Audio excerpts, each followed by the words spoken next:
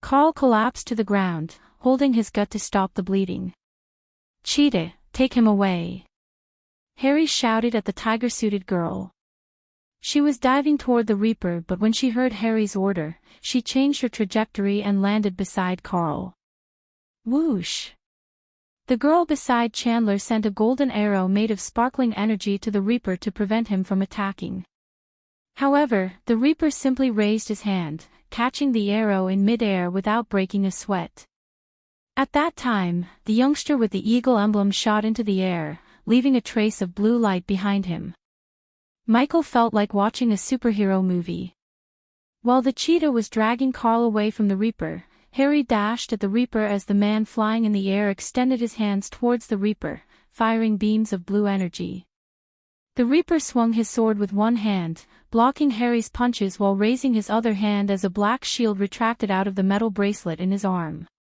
The black shield reflected the light beams back at the man above. The youngster didn't expect the shield to return his energy beams to him. He tried to evade but was a few seconds late as the light beam blasted him onto the ceiling above him. "Neon!" Harry shouted, seeing Neon hitting the ceiling. "Sling!" Harry was still in shock when the Reaper swung his fist, sending the shield flying towards the girl, firing arrows from the elevated platform. Boom! Michael saw the black shield crashing onto the girl and sending her flying back. The bow and arrow in her arms vanished into thin air, and surprisingly, the shield bounced onto the wall behind the girl and flew back to the Reaper.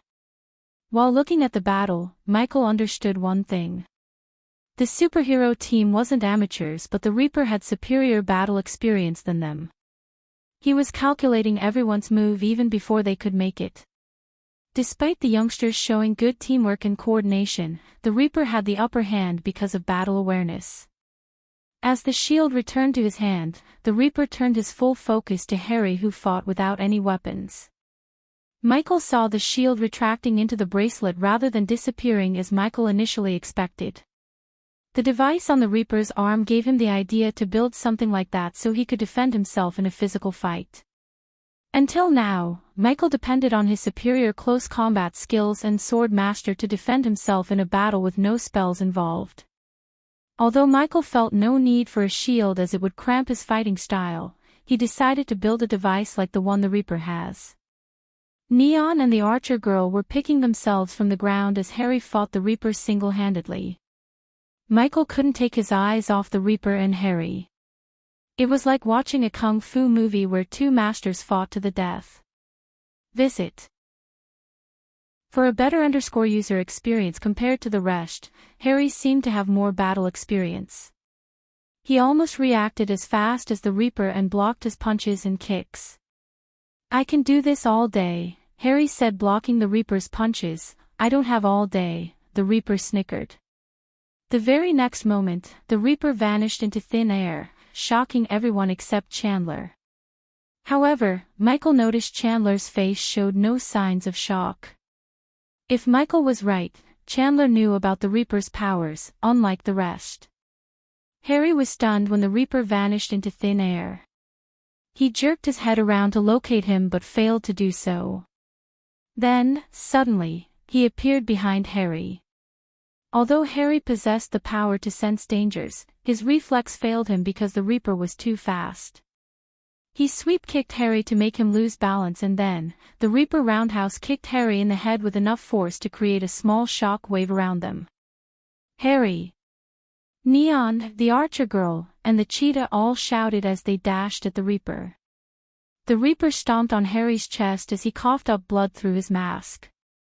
The archer girl and Neon repeatedly fired arrows and energy beams at the Reaper. At the same time, the cheetah dashed at him with her claws growing several inches from her fingers. "Aw!" The cheetah swung her steel-like claws at the Reaper, only to be blocked by the shield on the Reaper's hand. Her claw produced sparks when they clashed with the shield. Unfortunately for the cheetah, she was not on the same level, or her claws were sharp enough to cut his armor. Hence, he simply let her scratch his chest, and when she did, he easily grabbed her hands. Whoosh! At that exact moment, the archer girl fired an arrow. Little did she know that the Reaper would use the cheetah as his shield. Polch! The arrow pierced the cheetah's back. Cheetah, the girl shouted and panicked at what she had done. Meanwhile, the Reaper showed his ruthless side of him by pushing the arrow sticking out of the cheetah's back further into her. He did not stop with that. Instead, he unsheathed his black sword from his behind lightning quick and stabbed the cheetah in the gut. Just like before, Michael noticed he didn't go for the kill but stabbed her just to immobilize her. Neon didn't fire energy beams because Cheetah stood so close to the Reaper. After Michael pushed aside the cheetah, Neon flew towards her instead of attacking the Reaper. Visit. For a better user experience, he flew towards the cheetah as fast as possible and tried to fly away from the Reaper with the cheetah in his arms. The Reaper, however, had a different idea. The Reaper grabbed Neon by his legs when Neon flew closer to him and pulled Neon towards him. The Reaper was too strong as Neon couldn't fly away. As his feet touched the ground, the Reaper grabbed Neon by his neck and punched him in the face. Jirich, Harry growled, but the Reaper knocked him out once again with a stomp on Harry's head. Bang! Bang! Bang! The Reaper repeatedly punched Neon in the face as Michael saw blood splashing out of Neon's mouth along with a few teeth. Seeing her teammates getting slaughtered, the archer girl lost her calm composure. She leaped from the platform. In mid-air, she fired arrows after arrows and didn't stop raining down arrows even after her feet touched the ground. She was really talented with the bow. Otherwise, she would have hit Neon instead of the Reaper. Her arrows hit the Reaper without missing. But none of the arrows could penetrate his armor. She moved closer and closer to the Reaper to the point she swung her fist in uncontrollable anger. However, the anger blinded her and lowered her intelligence. She was an archer, not a close combat fighter like Harry or the cheetah. Even they couldn't beat the Reaper, let alone an archer and a delicate girl like her. When she tried to beat him with the energy bow, the Reaper released Neon's neck as he collapsed to the ground. "You should have gone for the head," the Reaper coldly said before grabbing both her arms. Bang! The Reaper headbutted the archer with enough force to knock her out instantly. Then, when all the five were on the ground, either knocked out cold or bleeding, the Reaper finally turned his gaze at Chandler. Michael followed the Reaper behind as he suddenly vanished into thin air. A second later, he appeared behind Chandler. "No, no, no, no, no." Fergus began to stutter in fear. Chandler slowly turned around to see the Reaper staring at him. "Draven," Chandler called the Reaper by his name. Unlike Fergus, who shivered and looked pale, Chandler remained calm and composed. "You are walking a dangerous path, Draven," Chandler said in a grave tone, but Draven didn't reply. The latest _AP_SODIes are on the website. "You are doing more harm to Etheria than good, Draven. You can't clean this world by killing everyone you think needs to be killed. A whole lot of good you're doing, Chandler," Draven snickered. "I am talking to the Draven I know, the Angel of Lotus. Not to the Reaper. You had become ha ha ha ha." Surprisingly, Michael saw Draven burst into laughter. High scold laughter echoed through the eerie hall until he stopped laughing. "The Angel of Lotus is long dead. They slaughtered my family, in front of my eyes, and when I need the UFH most, you took away my powers." Draven grabbed Chandler by his neck and lifted him off his feet. "Your people catch villains at the cost of innocent lives and they call them heroes. I kill a villain to save those innocent lives and you call me evil. It's not fair. Your ways are wrong, Draven. There is no difference between what you do and what the people you kill do." Chandler struggled to speak those words. "If anyone follows me, I won't be merciful next time." Draven punched Chandler in the face without holding back his strength.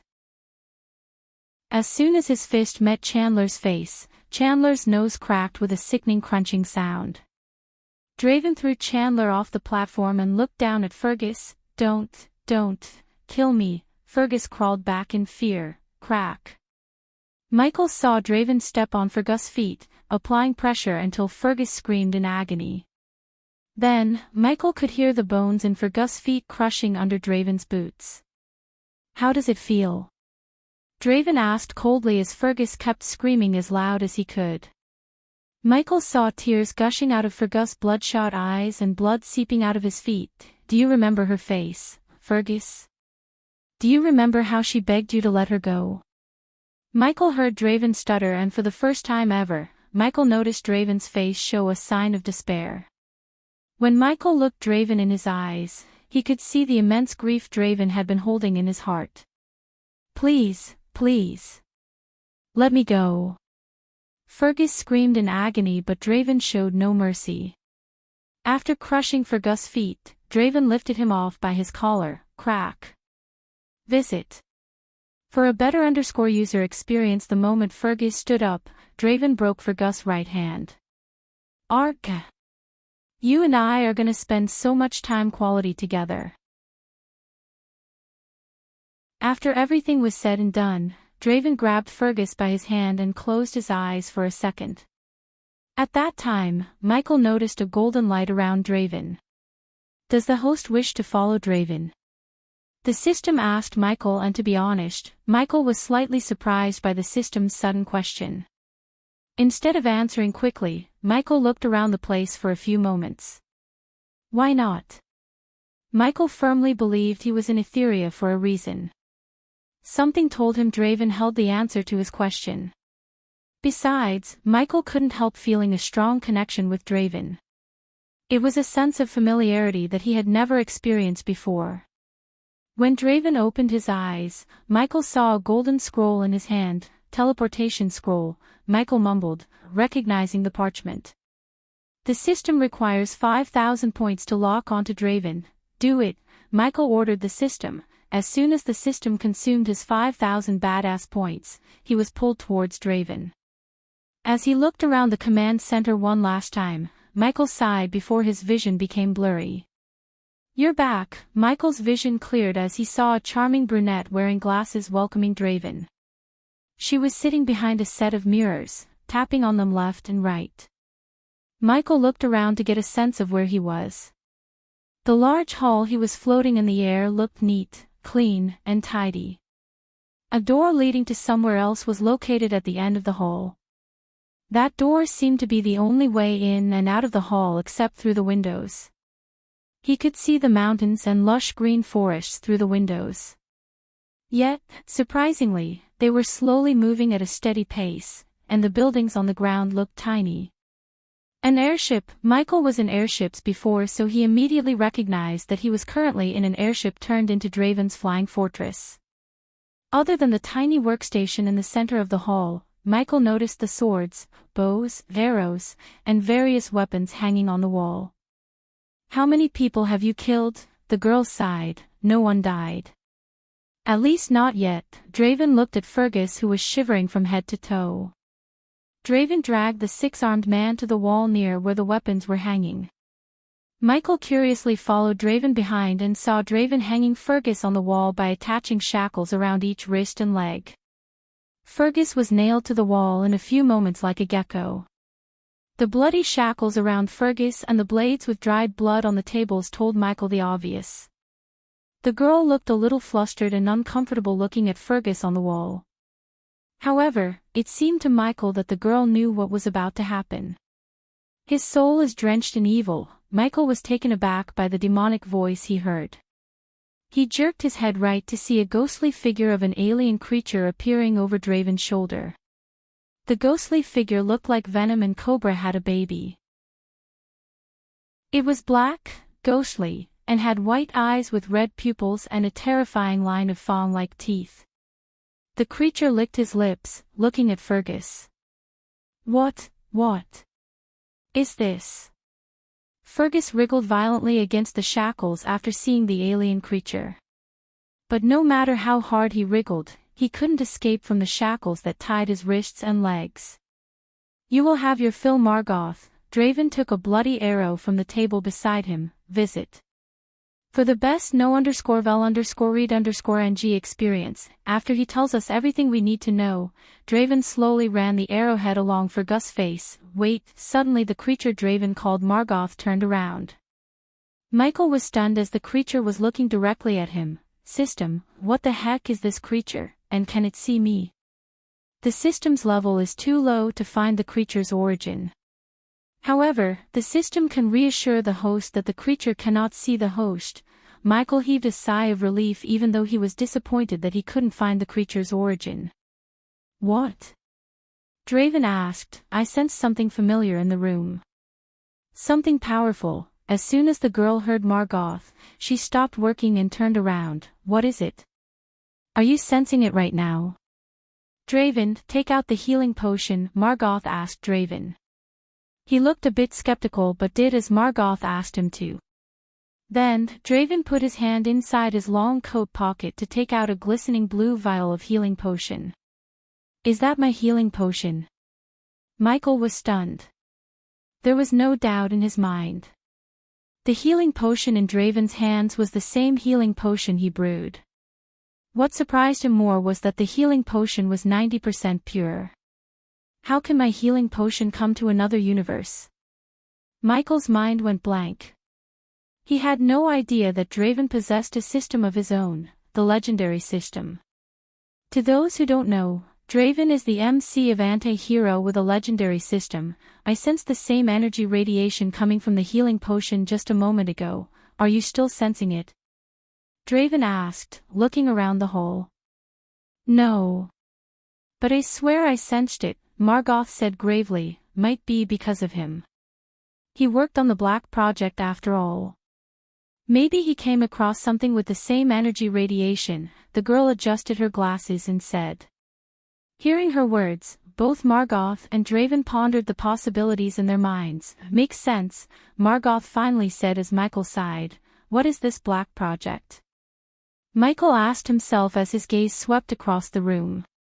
Then, he locked his eyes on the wall portion where he saw several drawings, posters, and paper clippings nailed to the wall. Michael floated to the wall and was surprised by the sight before him. Some of the drawings of people had red cross marks on them and the rest, including Fergus' drawing, didn't have the red cross. The paper clippings were mostly about murders, battles between a hero and a villain, feats of UFH, and collateral damages of a battle between gifted ones. Every incident and portrait were connected by a red thread. The entire portion of the wall reminded Michael of his killboard back on Earth. If he wanted to assassinate multiple targets, he would form a board exactly like the one before him. The more he spent time with Draven, the more he realized how similar they both are. Visit. For the best no_vel_read_ng experience ARGH. The ear-piercing scream of Fergus abruptly halted Michael's train of thoughts. He quickly turned around to see Draven slowly penetrating Fergus' palm with the arrow in his hand. The Black Project. Tell us about it, Draven coldly asked as Michael saw the girl turning her focus back to the mirrors. It was evident that she didn't like to watch Draven torture Fergus. I don't know, ARGGH. Draven twisted the arrow, inflicting as much pain as he could to Fergus. Listen, maggot, we are gonna kill you and no one is coming to save you. So tell us what we want to know and I'll tell him to give you a quick death, Margoth snarled while Fergus wriggled frantically in pain. You saw what I did to Lenora, right? Hold back what you know and I'll make you think what I did to Lenora was child's play. Draven left the arrow in his palm and took a rusty knife from the table. Just tell him, Fergus, the girl said without turning back. Listen to her, Fergus. He gets really creative when he wants to know something.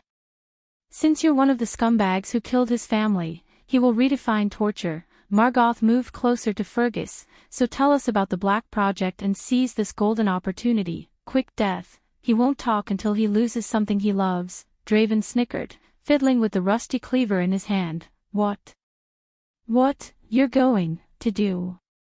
Fergus stuttered as Draven ran the rusty meat cleaver along one of his 4 rubbery arms. Polch. Eschich. The girl closed her eyes tight as Michael saw Draven cut Fergus' wrist with the rusty meat cleaver. His severed wrist hit the ground with a sickening thud. Argh. Fergus frantically wriggled during his hand sprayed blood all over Draven. But the latter didn't mind the blood at all. I have 8 more pieces of you to cut. So make yourself home. Draven wiped off the blood covering his eyes and coldly said, please, please. I'll tell you. Fergus cried, the Black Project, Arg, we, created.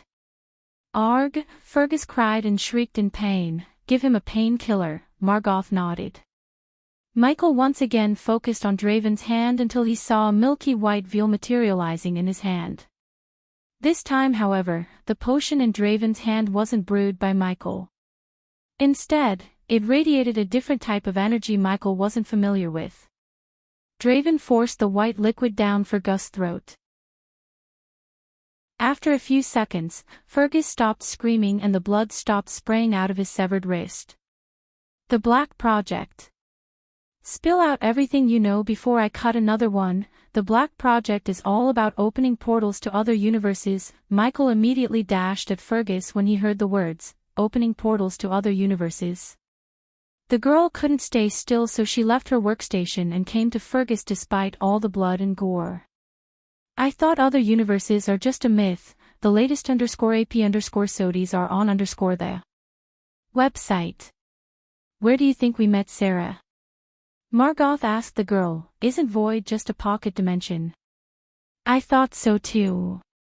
But no, the Void is the place between universes. Michael heard Draven, did I tell you to stop? Margoth growled at Fergus as he continued to spill everything he knew about the Black Project. The Demon's Touch device doesn't just take your powers. It sends your powers to the Void. Those who built the device didn't know that until... Fergus' voice trailed off, until... Sarah asked, looking at Fergus swallowing a mouthful of saliva nervously, until what happened to you? Something interfered with the device that day. Whatever that was, it caused the device to open a portal to the Void temporarily, so that's why the Sinisters attacked UFH and tried to steal the device. They want to open a portal to the Void.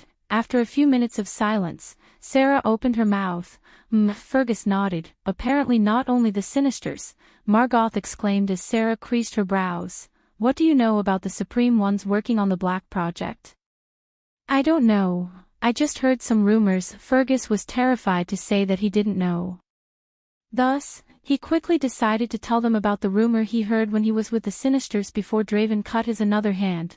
They want to find another Krypton in another universe. Michael didn't know what happened, but Draven immediately grabbed Fergus' neck. What do you mean another Krypton in another universe?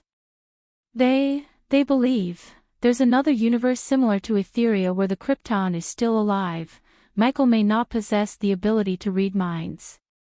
Still, when he heard Fergus' words and saw how Draven reacted, he knew Draven's mind thought about finding his deceased family members in another universe. The host doesn't have to panic. There is no other universe similar to yours and there is no other you. Michael heaved a long breath of sigh and even smiled, but what about Etheria? The system requires 10,000 badass points to answer the host. Now you're asking for payment to answer my questions. Geesh, okay, take it. Michael waited a couple of seconds for the system to finally answer his question. Visit.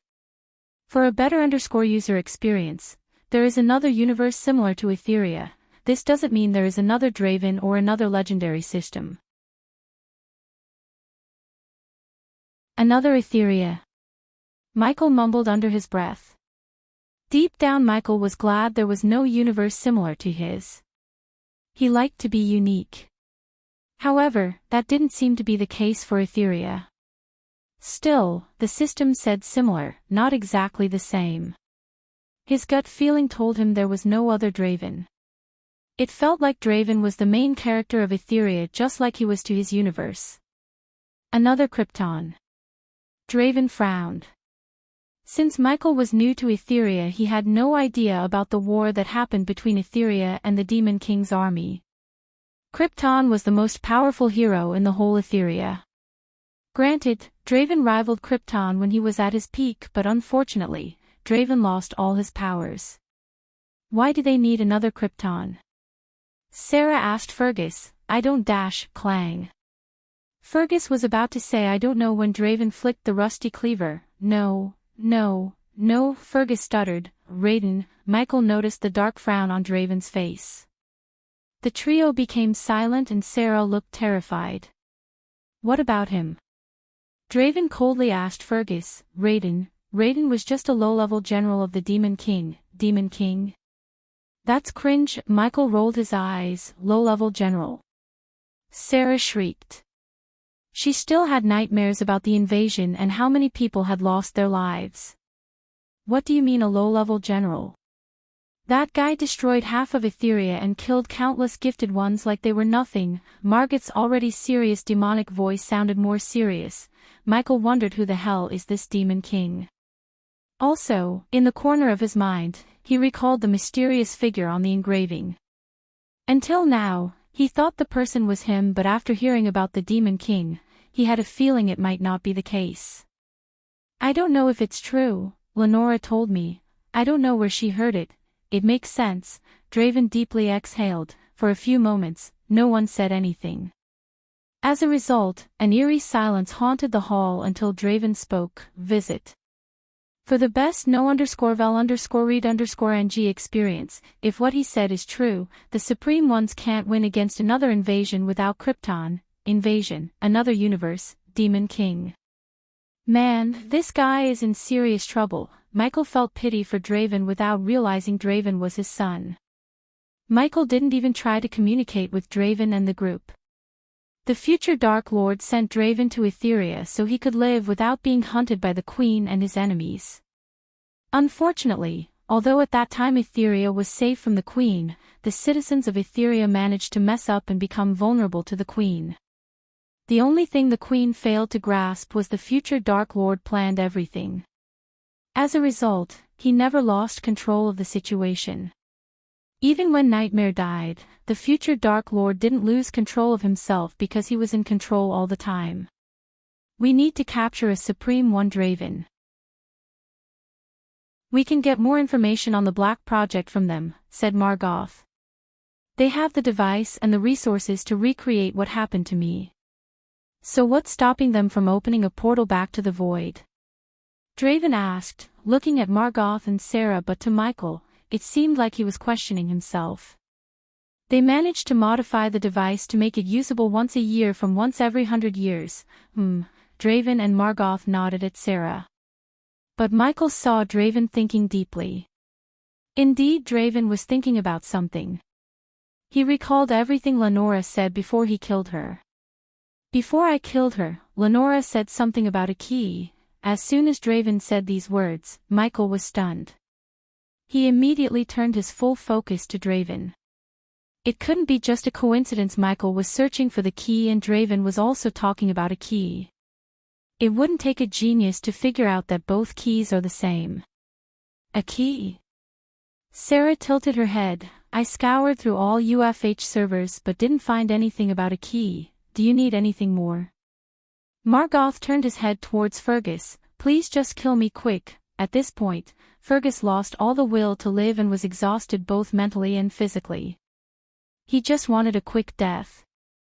After seeing what Draven did to his fellow Sinisters, quick death from him would be a blessing. Did you give my sister a quick death? Ask him about the key. Michael shouted, but they didn't hear him. Where is the key? Yet again Michael shouted at Fergus while Draven pressed the rusty meat cleaver against Fergus' shoulder. The latest _AP_SODIes are on _the website. I am going to my room for a moment. Sarah quickly took her gaze away from Fergus and stepped away from the scene. You're still such a soft girl. I told you, Draven, we have to take her outside and let her fight for a change. Damn you ugly. Sarah showed Margoth the middle finger. Arrgg. Fergus began to scream again as Michael saw blood drizzling down from Fergus' shoulder and onto the rusty meat cleaver. Boom. Just when Sarah was about to take another step, the entire ship trembled. Michael looked outside and saw the sky getting darker and darker as though they were flying into a storm. The day sky turned darker in a few blinks of an eye. Additionally, Michael could hear the thunderclaps and the howling sound of the wind. What the heck? Sarah staggered towards her workstation. All of a sudden, the glass windows shattered as a figure clouded in bolts of lightning landed in the hall center. Stormbringer. Fergus screamed as the cloud of lightning slowly disappeared, revealing the Stormbringer.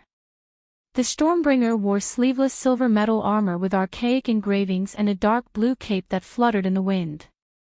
Her striking blonde hair danced around her shoulder with the wind while the golden helmet covered her delicate face. Her muscular arms and the heavy sword on her back radiated a warrior vibe. Although she wasn't the prettiest woman Michael had seen, she was the toughest-looking one. Sarah's face lost all color as she looked pale. On the other hand, Fergus, who was about to greet death, became so excited. He yet again began to wriggle against the chains in joy. "Do you know who I am?" Stormbringer's hard as steel voice echoed through the hall. "Would you believe me if I said no?" Despite facing one of the strongest members of the Supremes, Draven didn't lose his calmness. It was expected of Draven. After all, Michael was his father. "Release him and surrender yourself," Stormbringer said. "I heard that so many times today." "I assume you know what happened to those who said that." Stormbringer gritted her teeth as the sky outside turned darker and Michael saw more and more flashes of lightning followed by loud thunderclaps. "Today you will answer for your crimes, Reaper." She slowly unsheathed her heavy sword. The sword was thrice the size of a normal sword. It was almost 5 feet tall and a foot wide. She could easily rush a child with that sword.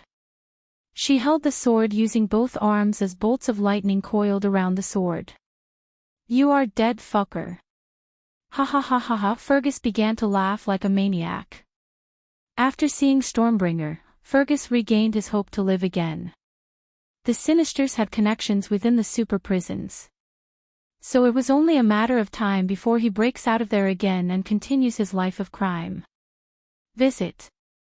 For the best no_vel_read_ng experience. This was why the supervillains and the Sinisters were terrified of Draven more than UFH or the Supreme Ones.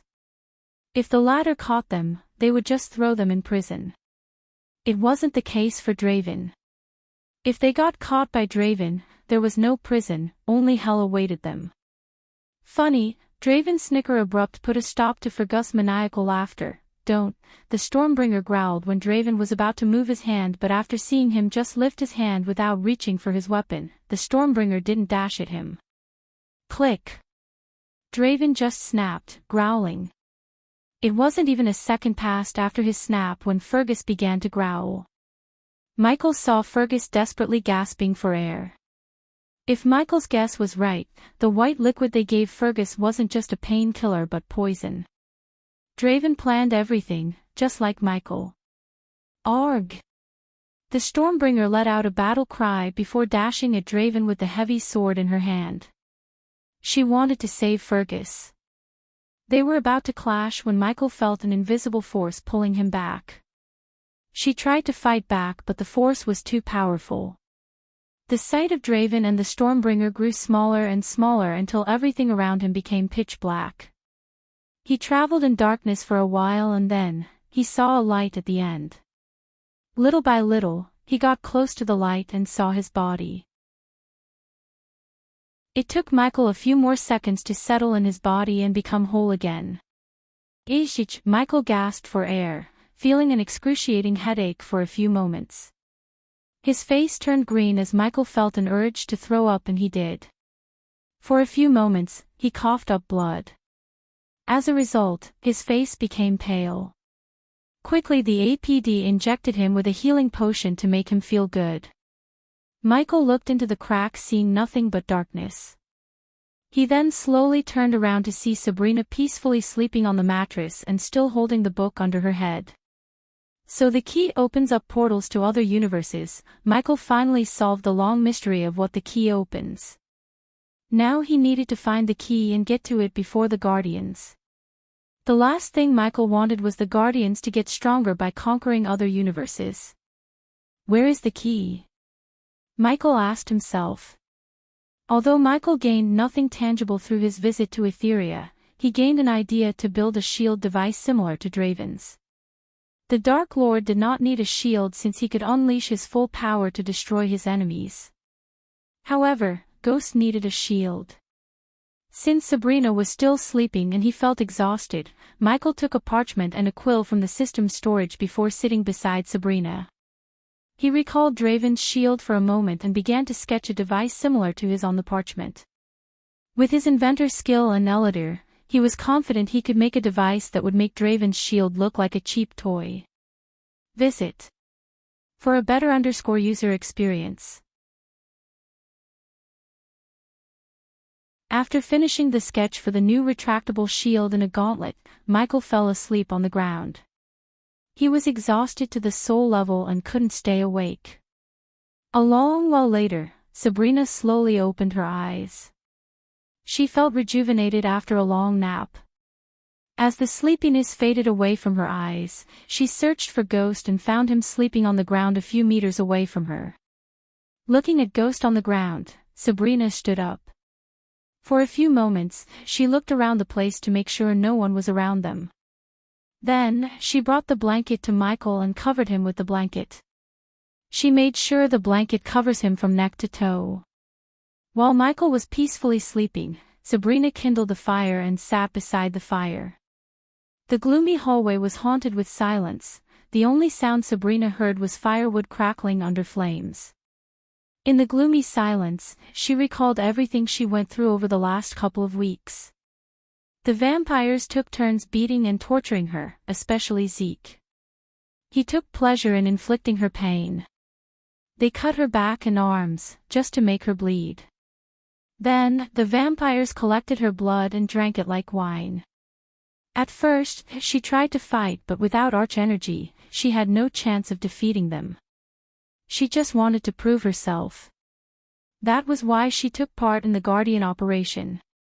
Her gut feeling told her not to go with Peyton. However, Noah always instructed her to take risks. She could still hear the Guardian's screams. Elijah slaughtered the Guardians, showing no mercy. It only took him a couple of minutes to slaughter them. However, he did not only slaughter them, he drank them until they were mummified. The last thing she remembered was another greater vampire dragging Peyton by her hair. Even now, Sabrina prayed for Peyton. She did not wish Peyton to suffer the same fate she did. Yet, Sabrina was oblivious to the fact Peyton and Tenulia planned everything. Otherwise, they wouldn't have let Sabrina suffer at the hands of vampires. As far as Tenulia and the other Guardian were concerned, the key was more important than a few weeks of torture to Sabrina. Was it worth it? Sabrina asked herself without moving her gaze away from the fire. Whoosh! All of a sudden, a gust of wind put out the fire. She quickly snapped back to reality and jerked her head around to see several skinless creatures appearing out of thin air. When she saw the creatures, her heart skipped a beat and her body began to tremble. She crawled backward in fear. She searched for a weapon but found nothing. The vampires took her space ring, which contained all her books, weapons, and dress. Hence, she had nothing to defend herself. The overwhelming fear blinded her mind. That was why she didn't think to shout at Ghost. Seeing her without any weapons, the skinless opened their mouths, revealing a line of yellow teeth. Since they had no skin, she couldn't identify or figure out their reaction. But if she had to guess, she would say they are grinning. While a group of skinless creatures was targeting Sabrina, another group sneaked toward Ghost. They wanted to cut his throat in his sleep. Go dash, she tried to shout, but she was too late. A skinless creature shut her mouth from behind. She squirmed and wriggled to escape, yet she was too weak. Her eyes opened as wide as they could. She wriggled her head until another skinless creature held her legs tight. Visit for a better user experience. She screamed, but not even a muffled cry escaped her mouth through the skinless creature's hand. Welcome to the real world, Sabrina. Ghost's words resonated in her mind again. Her warrior code taught her not to kill from behind or sneak up on her enemies. Instead, the creatures were doing precisely what her moral codes forbade her. Welcome to the real world, Sabrina heard his voice again. But this time, his voice didn't resonate in her mind alone. On the contrary, he actually opened his eyes. Boom! Michael pointed his finger towards the skinless creature behind Sabrina. The lightning bolt shot out of his fingers, penetrating its brain and bathing Sabrina with its blood. As soon as the creatures realized that he had woken up, the other creatures shuddered. Before they could react, Michael sent a powerful gust of wind, blasting the creatures onto the wall behind them. Michael kicked up from the ground and stretched his arms, yawning. Did you see Sabrina? They had no warrior code, Michael snickered. Sabrina managed to kick away the creature holding her leg and ran towards Michael. Don't follow others' moral codes, Sabrina. Make up your own codes. Michael slowly unsheathed his sword. Your life, your rules. Don't try to reach for the bar set by your sibling Sabrina. Set your own standards. You are not your brother. Michael swung his sword at the creature that dashed at him. The creatures were only at the core formation stage. Even when they came as a group of 12, they stood no chance against Michael. Sabrina saw the creature's head flying away from its shoulder. Meanwhile, another creature shrieked like a banshee and dashed at him. You are not your sister, Pulch. With another swing, Michael cleaved another head. You are Sabrina Winston. Michael turned around and patted her on the shoulder. Survival of the fittest. That's the only rule in this world. The latest _AP_SODIES are on the website. Pulch. Michael didn't even turn around but swung his sword, cleaving another head. In a matter of seconds, he killed 4 skinless creatures without breaking a sweat. You can whine and cry about what the vampires did to you. Or you can learn from those events and come out stronger. Michael looked her in the eyes and gave her some tough love. He noticed 2 creatures flanking him from behind. However, he didn't turn around. Instead, Michael put a sword in her hand. You are not Noah Winston's little sister. Noah is your big brother. His words and smile immediately boosted her courage. She grabbed the hilt tight, and the moment the 2 creatures got closer to Ghost, she moved as smooth as water and swung her sword. The severed head didn't even hit the floor when Sabrina swayed to the side and swung the sword to cleave another head. Her eyes flickered in bright light when the 2 heads hit the ground. Michael turned around to see a new, more badass Sabrina Winston. Instead of killing the creatures by himself, Michael stepped back, letting Sabrina kill the others. Since she and the creatures were at the core formation stage, he knew she could face them. Unlike before, the remaining creatures didn't dash at Sabrina blindly. Rather, the archers dashed away from Sabrina and Michael, putting some distance between them. The rest slowly surrounded the duo cautiously without making any sudden movements. Michael put his hands behind his back and let Sabrina handle the creatures. Ding! When an archer fired an arrow at Michael, Sabrina swung her sword, cutting the arrow in half. Always remember to kill your enemies as quick as you can, Michael instructed her from behind. Sabrina could feel the fear in her heart slowly fading away. After hearing his words, Sabrina dashed at the archers. Crescent Blade, she cast a spell, waving her sword. Immediately, Michael saw a large crescent-shaped light blade shooting out of the sword towards the archers. The archers tried to leap away, but the crescent blade was simply too fast. The blade cut the skinless creatures in halves. When their bodies hit the ground, Sabrina leaped into the air using the wall as a booster. She turned her body acrobatically before diving down like a meteor. Boom! The latest _AP_SODIES are on the website. Her landing created a shockwave that knocked out the creatures surrounding Michael. Pulch! Pulch! Pulch! Sabrina didn't wait for the creatures to get back to their feet. Instead, she stabbed them through the head, showing no mercy. Show them you are not the one to be messed with. Show them your ruthless side, Michael taught her from behind. A few minutes ago, when Sabrina covered him with the blanket, he was about to wake up. Hence, he saw her gesture and felt a warmth in his heart. That was the only reason Michael changed his mind about helping her. Noah taught her how she should live, but Michael was teaching her how to survive. Meanwhile, Sabrina was down to 4 enemies. When she reached a skinless creature that tried to get to his feet, Sabrina stomped on its head. She stomped again and again repeatedly until she crushed its head into a pulpy mess. Seeing the brutal death of their kin, the skinless creatures crawled backward.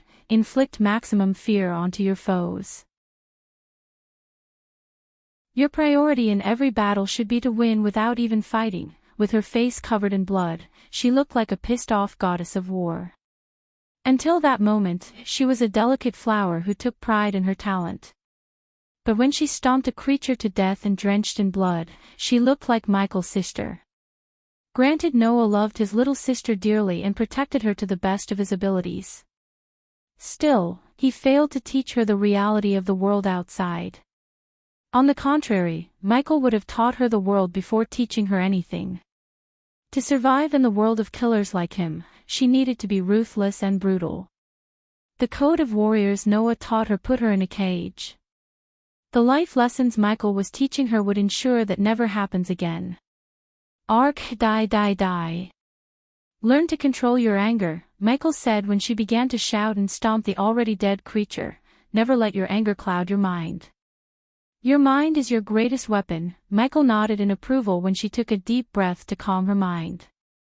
The last remaining creature shuddered and stepped backward, showing Michael they possess fear and feelings. Finish it off. We have a long journey ahead. Michael sent a tiny bolt of lightning to the mattress and blanket. They were drenched in blood, so Michael chose to burn them and get new ones from the system storage. Michael walked forward as Sabrina threw the sword, aiming at the creature's head. In a blink of an eye, the sword went straight through its head. Visit. For the best no_vel_read_ng experience, do you feel better now? Michael asked, catching the sword by its hilt in mid-air. I do really. Michael looked around the headless creatures, giving Sabrina a nod of approval. Then, finally, Sabrina began to come out of the trauma instead of whining and living in the past. Keep the sword with you until our journey ends. When Sabrina held out the sword, Michael closed her fist around the sword hilt. He wanted Sabrina to have a sword not only to protect herself but to mend the warrior's spirit broken by the vampires. You'll need it. Thank you, Ghost. She surprised him with a tight hug. Can you do me a favor, Sabrina? Asked Michael when gently brushing her head. Anything. Don't tell anyone you met me here. Sabrina let him go and took a step back. She then looked in him the yes with a bewildered face. Why? Just don't tell anyone. Me and the Guardians are not on friendly terms. The last thing I want is meddling with their business. For a few moments, Sabrina pondered before sighing heavily. I understand. I think you and our family have some connection, Ghost. You have been saving a Winston always. Sabrina let out a miserable chuckle. Well, you Winstons have the tendency to get into trouble. Michael smiled and walked the path before him with Sabrina. Can I ask you something? After a few minutes of walking down the gloomy path, Sabrina asked Ghost. Go ahead. How do you feel after taking a life? I mean not these creatures but actual human beings. Glad. Michael's answer completely caught her off guard. She was stunned. Glad. Why? She asked, tilting her head. Visit. For the best no_vel_read_ng experience, I don't go around killing people unnecessarily. If I kill someone, that means I have no choice. I'll feel glad because after taking the life, I have one less enemy who wanted to take my life. Don't you feel any remorse? Sabrina asked him another question. How many people have you killed, Sabrina?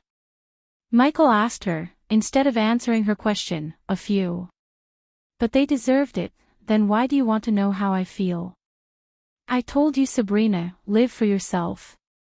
End of the day, if you're happy, that's all that matters. She sped her steps, came in front of him, and walked backward looking at Michael. My brother said every time you take a life, you lose a bit of yourself. Yeah, some people say that. I am not one of them.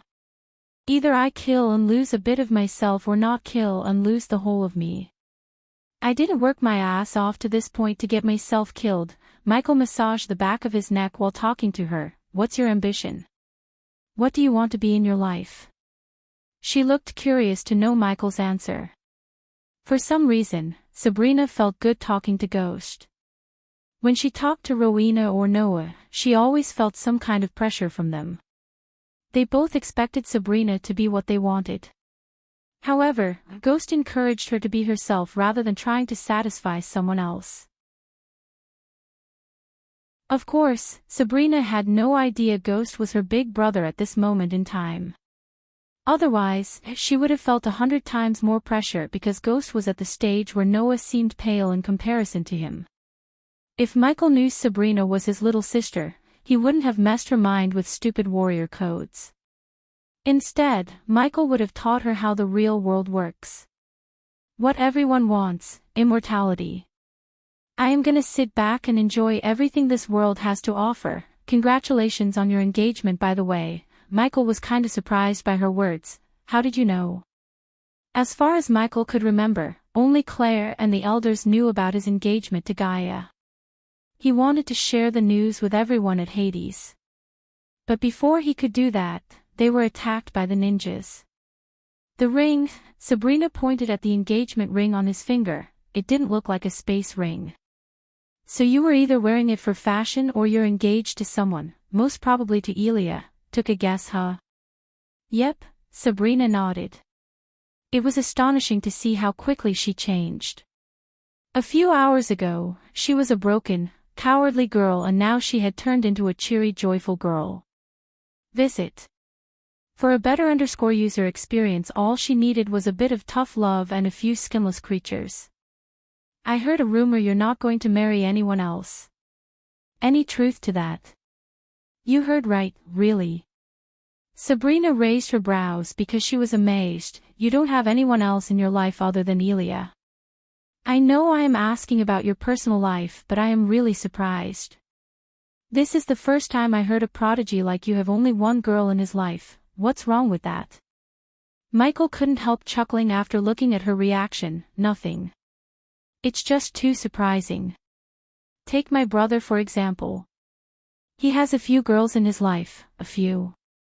Michael raised his brows. Yeah, a few, Sabrina giggled, recalling the number of girls in Noah's harem. Although Michael met only 3 girls in Noah's harem, he knew there were several more. To his knowledge, there was Alicia, Zanali, and Edith. In addition, Olivia would have joined his harem if Michael didn't pull her out of the pit. In my view, the more girls you have in your harem, the less you know about each of them. I don't say harem is wrong. It's just I can't love anyone other than Elia. She is really a lucky girl. It's me who's really lucky to have her. Michael gently smiled, thinking about Gaia. He couldn't even imagine a life without her. He was deeply in love with her. When he was with her, even the catastrophic problems seemed minuscule. He would rather have Gaia by his side than hundreds of heaven-defying beauties like Layla. While they were walking further and further into the gloomy path before them, Michael noticed symbols and shapes creating something he could make sense of.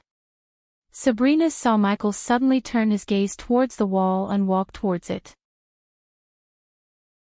You see something? Sabrina asked. She looked closer at the wall but saw nothing but indistinguishable shapes and symbols. Michael, on the other hand, saw the woman with thousands of arms in the wall yet again. But this time, she was under someone's feet. The man with a long cape fluttering in the wind brushed her neck with his boot while raising his arm to the sky. Michael followed his hand and saw what looked like a meteor down on her. Looking at the drawing, Michael creased his brows. He thought the thousand arms woman might be the queen. He wondered who might be the man crushing the almighty queen under his feet like she was a bug. Besides the man, he also noticed a dog. He looked closer as the dog resembled a German shepherd but with wings. Both the dog and the man seemed to be laughing.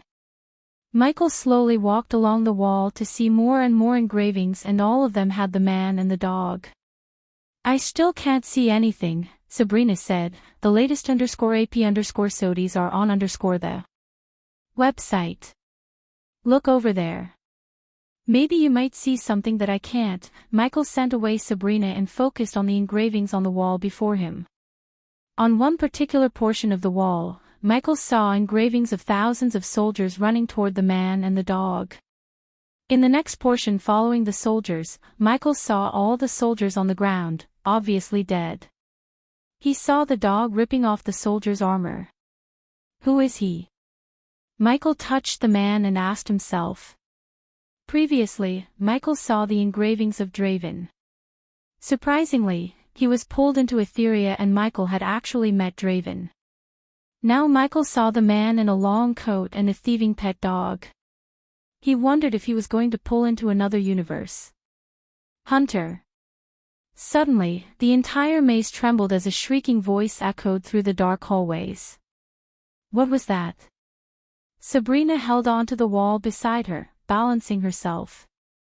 The maze continued to tremble as there was a powerful earthquake. Did you hear that? Sabrina asked Michael. It was surprising to him that Sabrina heard the shout. Michael had never heard a shout filled with such anger and outrage. Every man has a past. Michael heard another calm voice reverberate in the hallways following the angry shout. The voice was calm, clear, and dominant. Sabrina frantically looked around to locate the source but failed. After hearing the voice, Michael felt he had heard the voice somewhere before yet he couldn't remember exactly where. I have a history. The tremor slowly lost its power as Sabria steadied herself. It's no wrong if you kill thousands of enemies.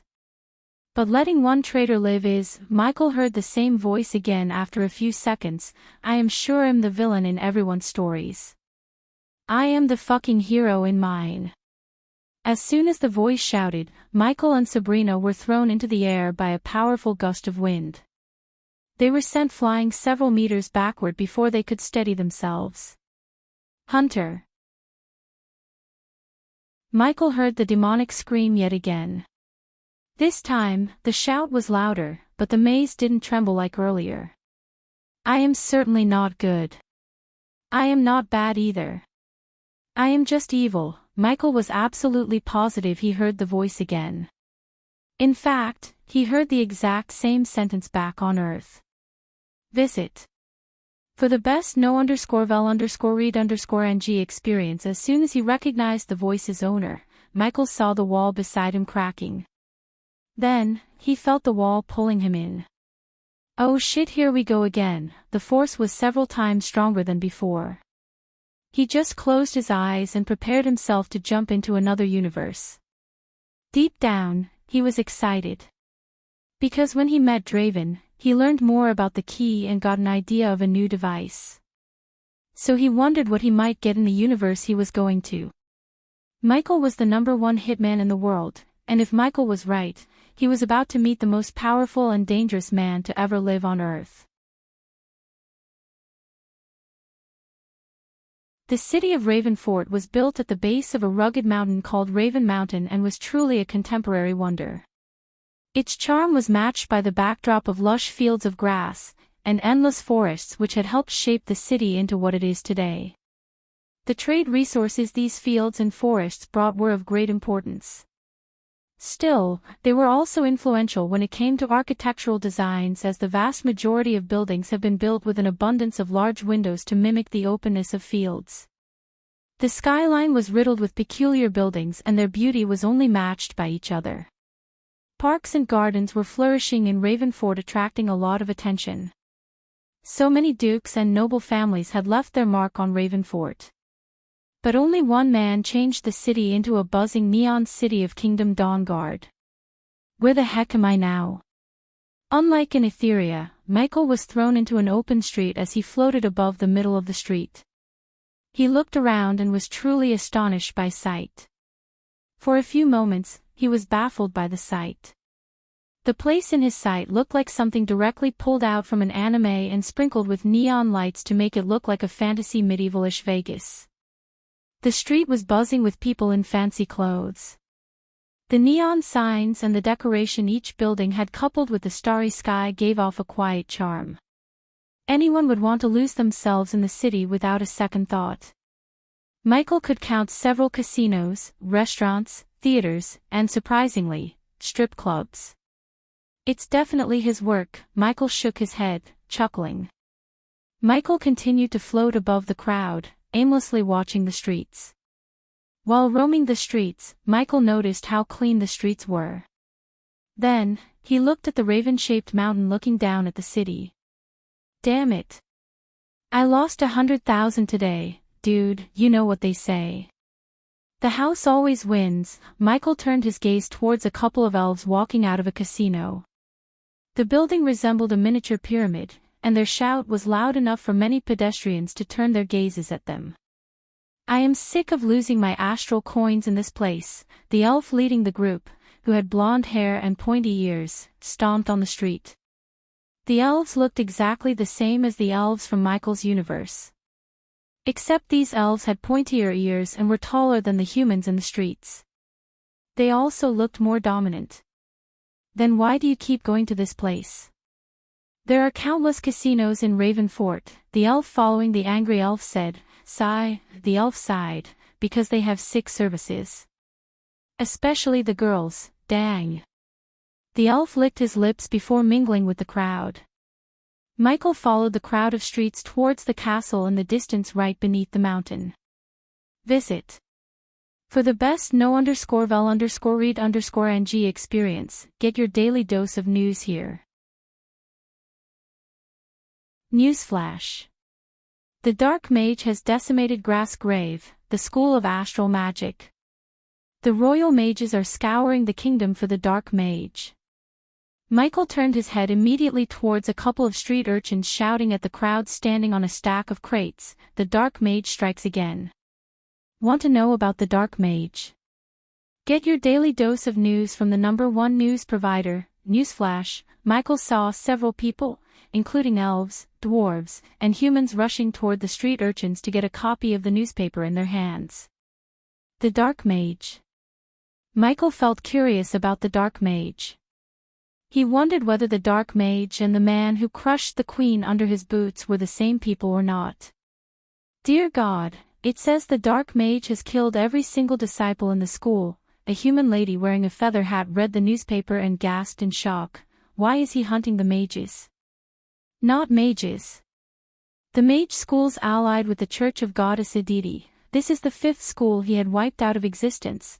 What the fuck is the Royal Mages and the Ministry of Warriors doing? The crowd murmured among themselves.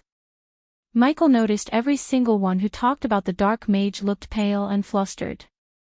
Look! Suddenly many of the crowd pointed at the sky as Michael looked up to see a man of war ship flying towards the castle in the sky. Even from a distance, the ship looked massive and threatening. Visit. For a better user experience, Michael quickly shot into the sky as he had a feeling the ship was the place he should be right now instead of listening to gossip. Only when he came closer to the ship, did he realize the actual size of this beast. If the ship was put beside a cargo airplane, the latter would look smaller, let alone Michael. Since he was not in his physical form, Michael was able to pass through all the defense arrays placed on the hull and went straight through the hole. Michael followed his instincts and the environmental scanning map to reach a spacious room where Michael saw several black armored soldiers standing around a marble table. All the soldiers wore what seemed to be shiny metal black armor that perfectly fit their bodies. They were armored from toe to neck and had their black helmets and cloak on the table. They were too focused on the blueprint on the table and didn't even sense Michael looking over their shoulder. What surprised Michael was the soldiers contained all the races. He could see an elf, dwarf, half-elf, human girl, and an orc who looked 7 feet tall and had green skin. Where is Hunter? The elf asked the others. A few seconds later, the door to the room opened as a handsomely devilish man with striking raven black hair entered the room with 2 black swords in his hand. He was taller than an average human and had a physique that rivals Ghost himself. His shoulder-length black hair fluttered in the wind while his sword sparked fire every time he brushed them together. Is everyone ready? Hunter asked with a smirk. Yes, Captain. Despite their different races, all the soldiers bowed their heads toward Hunter, who was a human. You better be. I had enough of that vile creature. I am planning to wake up on his bed with his women beside me, Hunter devilishly grinned. His perfect jaw structure and an alluring row of perfectly set teeth made even his devilish grin look dashing. Remember, guys. We are not sneaking up on him. That's his style. We are doing this in my style, loud and sexy. He has to know we are coming for him. Hunter cracked his neck, sheathing his swords into the sheaths on his back. Arlen, walk us through the plan again, Hunter said to the elf. All right, listen. The elf put his finger on the highest point of the castle. Our inside man has already disabled the defenses around the castle and opened the roofway. So we are diving through that roof, which will lead us straight to the throne hall. The elf took a break and continued. After we reach the throne hall, we will meet his personal guard, a group of highly trained orcs. We have information that this group contains 5 mages and 7 warriors, all at the sentinel stage. Michael listened to the elf with his arms crossed. Ogrel, that's where you come in. The elf looked at the orc. The moment we enter the hall, use the void crystal. The orc unzipped the pouch hanging on his waist and took out a dark crystal. The latest _AP_SODIs are on the website. Thawed. The rock put the crystal on the table and nodded as Michael saw a puff of steam coming out of the orc's nostrils. The crystal will suppress everyone's cultivation stage to sage level except us. As long as we are wearing this, Arlen tapped his chest, we are immune to the void crystal. 6 paladins versus a bunch of sages. I like that odds. LOL, we can massacre them in a couple of minutes. The half-elf giggled, playing with her golden hair. What about him, our target? Michael looked down to see a dwarf chugging a large bottle of wine down his throat. Dude, how many times do we have to tell you? Don't drink before a mission. The half-elf shook her head disappointedly, especially that poison made by our target. Arlen creased his brows as the dwarf wiped the red wine off of his long bushy beard. Dinna judge me. After we chop off his head, who's gonna make this god's drink? Ye have ta give it ta him. He may be a vile evil one son o' a bitch, but he knows how ta brew this heavenly wine. The dwarf kissed the glass bottle in his hand. Just give it a taste. Hunter, here, take a sip. The dwarf extended the bottle to Hunter, but he just shook his head. I prefer not to drink poisons, Habrit, so killing, thieving, and humping like a dog be okay, but nae drinking. Habrit rolled his eyes. Just ignore that short bastard and continue, Arlen. The half-elf said to the elf. Where was I? Ah, at the throne hall. So after Ogrel activates the void crystal and suppresses everyone's cultivation. Well, just kill them and teleport the target to our base. What the fuck? Why can't we just chop his head off right on his very throne? Habrit asked. First, I kinda hate his decorations. Second, we need the king and his people to witness his death. They are waiting for us in the grand arena and I don't plan to disappoint them. Hunter grinned, and looking at his devilish grin, Michael knew he was planning something else too. Visit. For the best no_vel_read_ng experience, but we can make them wait a bit until we clean his treasury. I heard there are some dope shits in his castle. We can auction them for millions of astral coins. Hunter licked his lips as Michael could see his eyes sparkling. Michael couldn't help feeling pity for their target. Although Michael couldn't see their cultivation level, he could sense the overwhelming power radiating from each of them. Especially from Hunter. If Michael had to compare Hunter with a cultivator from his universe, he would say Hunter was at fusion stage. Wherever they were going, Michael was excited to see them in action. Hunter and his team equipped themselves with hidden blades, various pouches, and weapons such as swords, spears, bows, and arrows. Michael calmly watched them prepare. His gaze swept across the leading man, Hunter, who brushed his black blades together, sharpening them. The dwarf was rummaging through the contents of a wooden crate to find another bottle of wine. Meanwhile, Arlen checked the elasticity of his golden bow by pulling and releasing the string. The half-elf swung the silver spear in the air. and the orc seemed to be meditating. The rest of the three humans put on the black helmets hiding their faces. As they were preparing, the orc abruptly opened his eyes. Michael looked at the green-skinned orc taking out a jade stone from one of the ouches hanging around his waist. Despite the orc's two short tusks sticking out of his mouth and the hulking muscular size, he looked gentle and calm, unlike the rest. Ding! Ding! Ding! The jade stone flickered, pulsating energy blasts.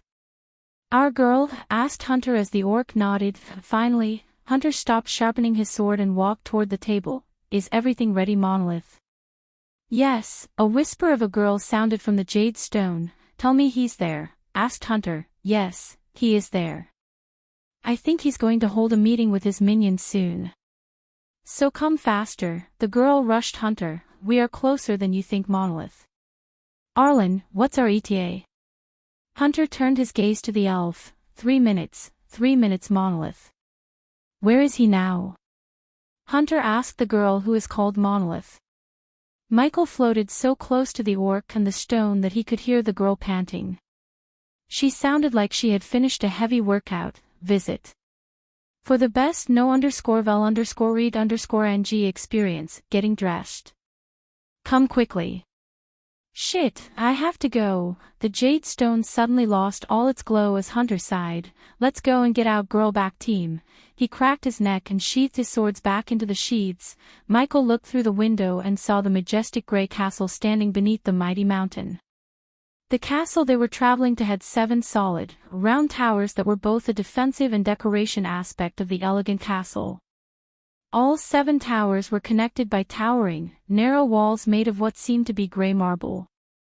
Stylish windows scattered thinly across the walls in an asymmetric pattern, along with symmetric crenellations for archers and artillery. Michael floated towards the windows and was genuinely stunned by the forest outside the castle gates. The forest was lit up with bioluminescent creatures and trees, adding to the castle's atmosphere. After seeing the colorful bioluminescent trees, flowers, and veins in the forest, Michael understood how those neon lights were created. He looked around the castle through the window to see signs of expansion as some parts were clearly built more recently than others. There were still many construction sites near the castle, along with stacks of gray marble stones, clay, and carriages. It was apparent whoever inhabited the castle had planned to expand it. The airship Michael was on gradually got closer to the castle. It slowly ascended higher to the point that Michael could see a glass door on the roof flanked by 4 towers. "It's showtime," Hunter cracked his fist as the wooden floor in front of them slid open. Without wasting any time, Hunter jumped through the opening followed by the dwarf. Then, one by one, all the team members jumped out of the ship, diving towards the castle opening. "Let's see Hunter in action." At last, Michael exited the ship through the opening and followed the team. Since the ship was huge in size, all the archers in the tower noticed it.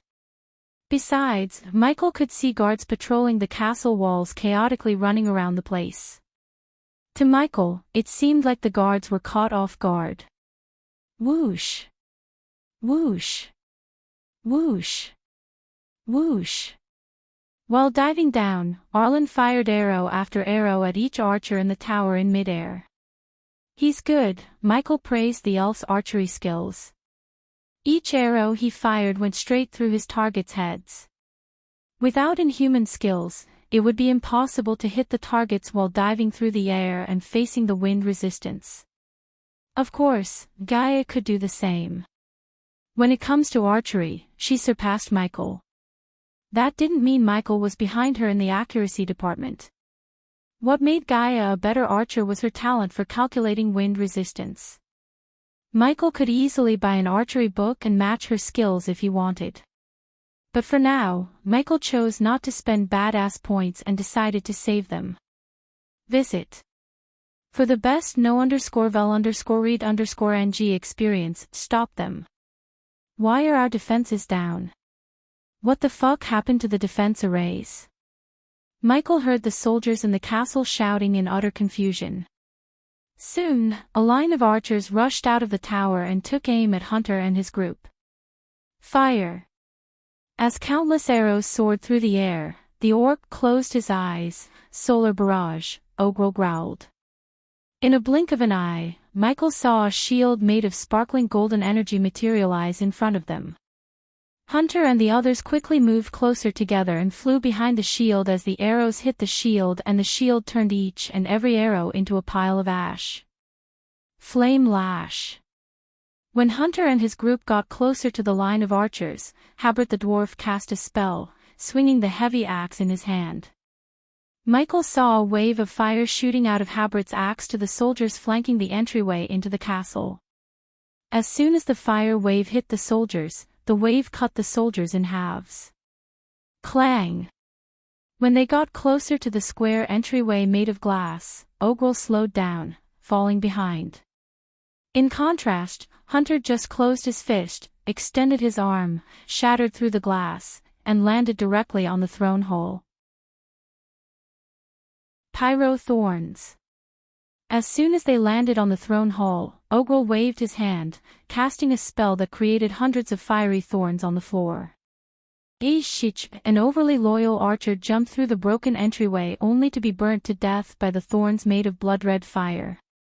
The throne hall contained polished braziers encompassing each of the 14 obsidian columns that lit up the lower levels of the throne hall and blanketed everything in a warm glow. The relatively modest chandeliers hanging from the embowed ceiling danced in the flickering light. At the same time, gargoyles and statuettes looked down upon the marble floor of this majestic hall. The cobalt rug caught on fire due to the fiery thorns sticking through them. The rug on fire ran from the throne down through the center. It split into two paths leading out, while matching black banners containing the head of a crimson-red lion with adorned tapestries draped from the walls. Between each banner stood a tall candle, all but a few had been lit and in turn, illuminated the mosaics of a black-haired man below them. Visit. For a better user experience, Michael followed the burning rug and saw a towering throne made of black metal and skulls on an elevated platform. The throne was engraved with skulls and bones, making it look like it was made of hundreds of skulls and bones. The rug on fire encircled the throne, and through the flames, Michael saw a young man sitting on the throne, resting his head on his fist. Despite the chaos and the fire around him, Michael didn't see any signs of shock or fear on that young man's face. Michael lost his focus on the young man when several soldiers wearing black steampunk frock suits rushed into the throne hall. Ogrel! Arlen shouted as the orc quickly took out the dark crystal from his pouch and shattered the crystal on the ground. As soon as Ogrel shattered the crystal, Michael saw a dark wave blasting everyone in the throne hall except the young man on the throne. Cling! Hunter unsheathed his two swords and dashed at the guards. While looking at the soldiers who wore black steampunk frock coats, he couldn't help praising their fashion sense. Coupled with the fedora hat on their heads, they looked like the soldiers of a mafia family. But they soon lost their hats along with their heads when Hunter weeded their heads like a weed with his two swords. His fast, deadly, and precise sword work wreaked havoc among the soldiers.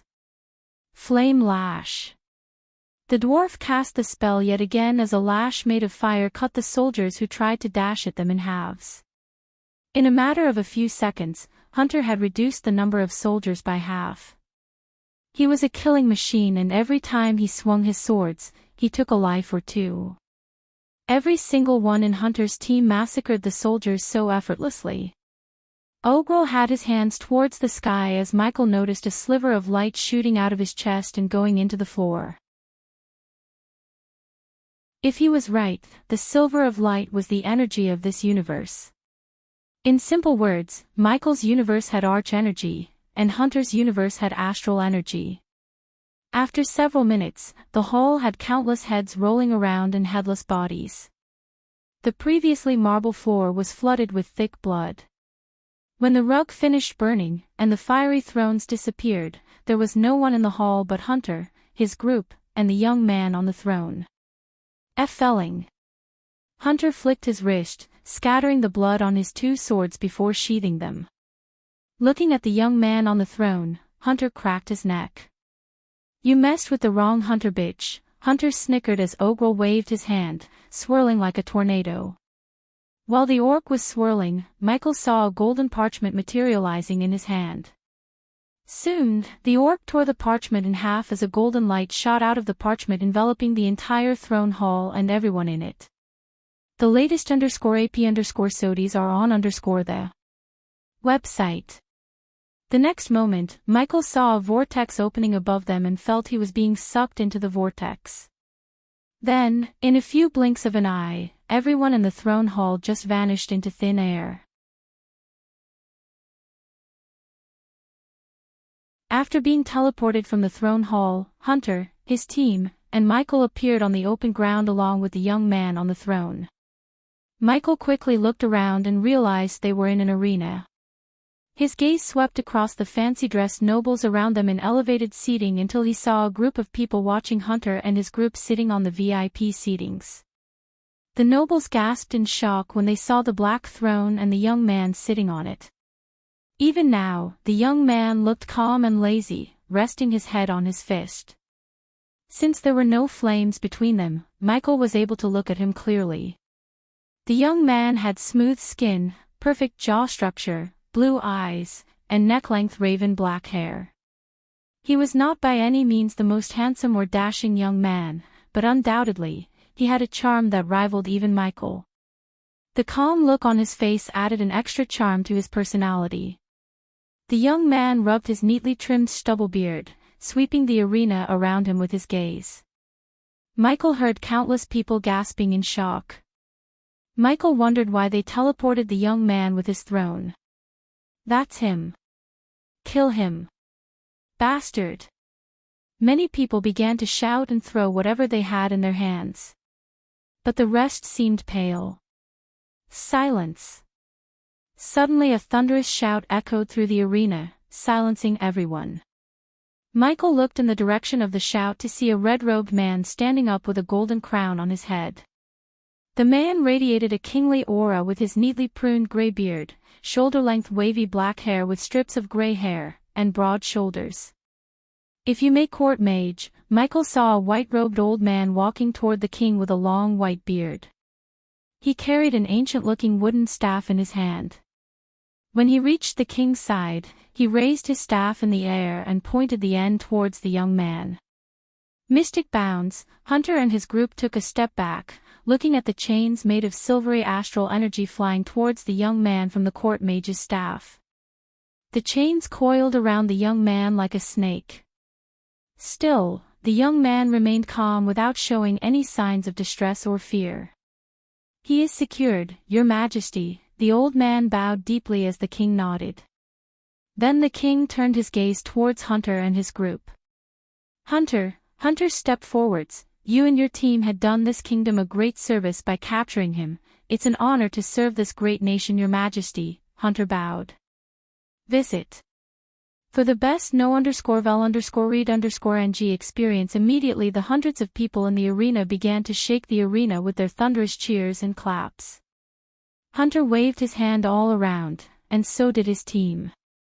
After letting Hunter and his team bask in glory, the king raised his arm, again silencing the crowd.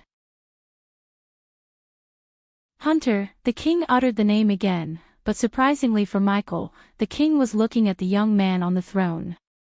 "Do you have any words to explain your actions?" the king asked the young man, who was apparently also called Hunter. "I have 2 words." For the first time, Michael heard the young man open his mouth. His voice sounded calm, domineering, clear, and hard as steel. "Thank you." The young man stood from his throne, stretched his arms, and cracked his neck. Just like Michael, Hunter also wore a black long coat with crimson-red linings. In addition, he wore a tight black shirt underneath his coat, hiding the chiseled chest and muscular abs. Hunter's words confused the king and everyone in the arena. "What are you devil blabbering?" the court mage growled. "Ha ha ha." Hunter broke into a short burst of laughter. "Court mage Alistair, I am not the devil." Hunter cracked his knuckles disregarding the white chains around him. "I am the guy that when I wake up, the devil says, 'Oh shit, he's up.' a devilish grin appeared on Hunter's face as he grabbed the astral chains around him. He locked his gaze with the court mage and the old man's eyes went wide when Hunter crushed the chain out of existence. Impossible. The court mage gasped in shock. The black-armored Hunter and his team quickly lost their prideful grin. The latest _AP_SODIES are on _the website. Dogzilla, Hunter near the throne whistled. Boom. Only several seconds passed after he whistled when something hit the ground a couple of inches away from Hunter's throne. Michael looked up to be surprised by a German shepherd with majestic golden wings hovering in the sky. Say hello to our little friend fuckers, woof woof. Michael raised his brows, hearing the dog cursing everyone in the arena. In a blink of an eye, the royal guards, armed to the teeth with silver armor, surrounded the king and the court mage. Meanwhile, Hunter and his group took a step back and were poised to attack. However, they were all confused by the black metal object in front of Hunter, except Michael. He knew what it was and was genuinely stunned. The black metal object was a .50 caliber machine gun mounted on a metal base. Kachak. Hunter grabbed the machine gun and pulled it towards him. When he pulled closer, the metal base retracted and merged with the throne. You can have my name. Hunter, holding the trigger, turned his gaze and the barrel of the .50 caliber gun towards the other Hunter. Since these people had no idea what this beast was capable of, the people remained still instead of running for their lives. Each bullet fired from the gun could tear through an armored vehicle like egg shells, and if Hunter fired at the people around them, it would turn the people around into a pulpy mess. As far as Michael could see, the people in the arena had no cover unless they were capable of casting some powerful defense spell. Although Michael did not know about the cultivation levels of this universe, something told Michael that most of them were way weaker than Hunter.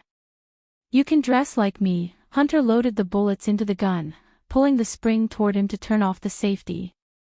But you clown will never be me. As soon as Hunter snickered, looking at the other Hunter, he pulled the trigger. Boom! Hunter didn't even have time to unsheath his swords as his body exploded into a bloody mist. Arg! A lady from the arena screamed as loud as she could, but it was muffled by the sound of .50 caliber gun firing rapidly. Ha ha ha ha ha ha. Hunter laughed like a maniac as he rained bullets on everyone. Boom! Visit. For a better user experience, boom. Boom! One by one, Hunter's team exploded into red mist before they could even react. Finally, the people in the arena snapped back to reality from their initial shock. However, it was too late for them. Hunter's body trembled because of the recoil that could dislocate a weak man's shoulder after firing the gun several times. Ark har. Your Majesty. Hunter turned the gun around without taking his finger off the trigger towards the king. Astral shield. The court mage Alastair immediately cast his shield, forming a white shield around the king and everyone around him. Unfortunately, the shield was not powerful enough to stop Hunter's shield-penetrating bullets.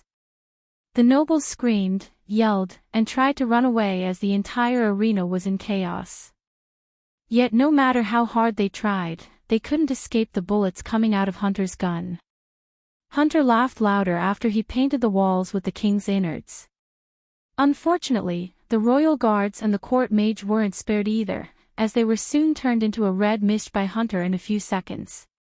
If anyone else was in Hunter's place, Michael would have expected them to stop after killing Hunter and the king's group. However, it wasn't the case. The man raining down bullets and massacring the unarmed nobles was the deadliest man on earth, the youngest dictator of Kingdom Blade. While Michael walked in the shadowy underworld, Hunter Blade ruled the militaristically super-developed Kingdom Blade and was feared by every single leader in the world. Even back on Earth, none of them dared to put a contract on Hunter's head. That was why Michael never put on a path to assassinate the modern-day dictator Hunter Blade. The man terrorized the world when the world had no cultivation. So Michael couldn't even imagine what he would do in a cultivation world where he seemed to have the upper hand. Hunter Blade is the MC of dictator with a badass system, how do you like this? Hunter laughed as he continued to massacre every single noble in the arena. Hunter proved to everyone in the arena why he was the most feared crime boss in the world. The king and the nobles poured their resources to mess with the wrong man and paid the price with their lives. Visit. For a better user experience without any idea that Hunter had his own version of a badass system, Michael watched Hunter destroy the arena along with every noble who rushed here to witness his death. The booming sound of the machine gun echoed through the arena, reminding Michael of his life back on Earth and the power of firearms. However, the sickening sound of the gun eventually stopped resonating after Hunter killed the last noble in the arena. Finally, Hunter took his finger away from the trigger, clapping and dusting off the gunpowder from his hands. Hunter's world was exactly like Michael's. Still, unlike Michael, Hunter built an arsenal of weapons based on the weapons he had back on Earth. This 50 caliber machine gun was one of those weapons he built with the help of the badass system.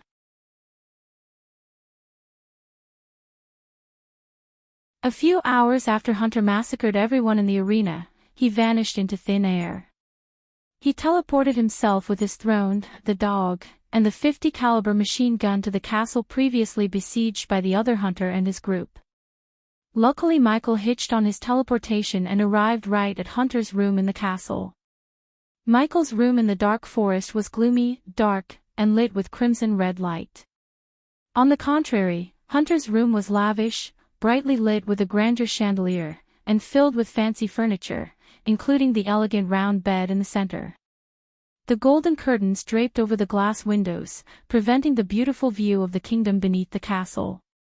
However, since Hunter's room was on the castle's highest floor, Michael could see almost the entire city of Ravenfort. The room had a mixed vibe of fantasy, medieval and modern.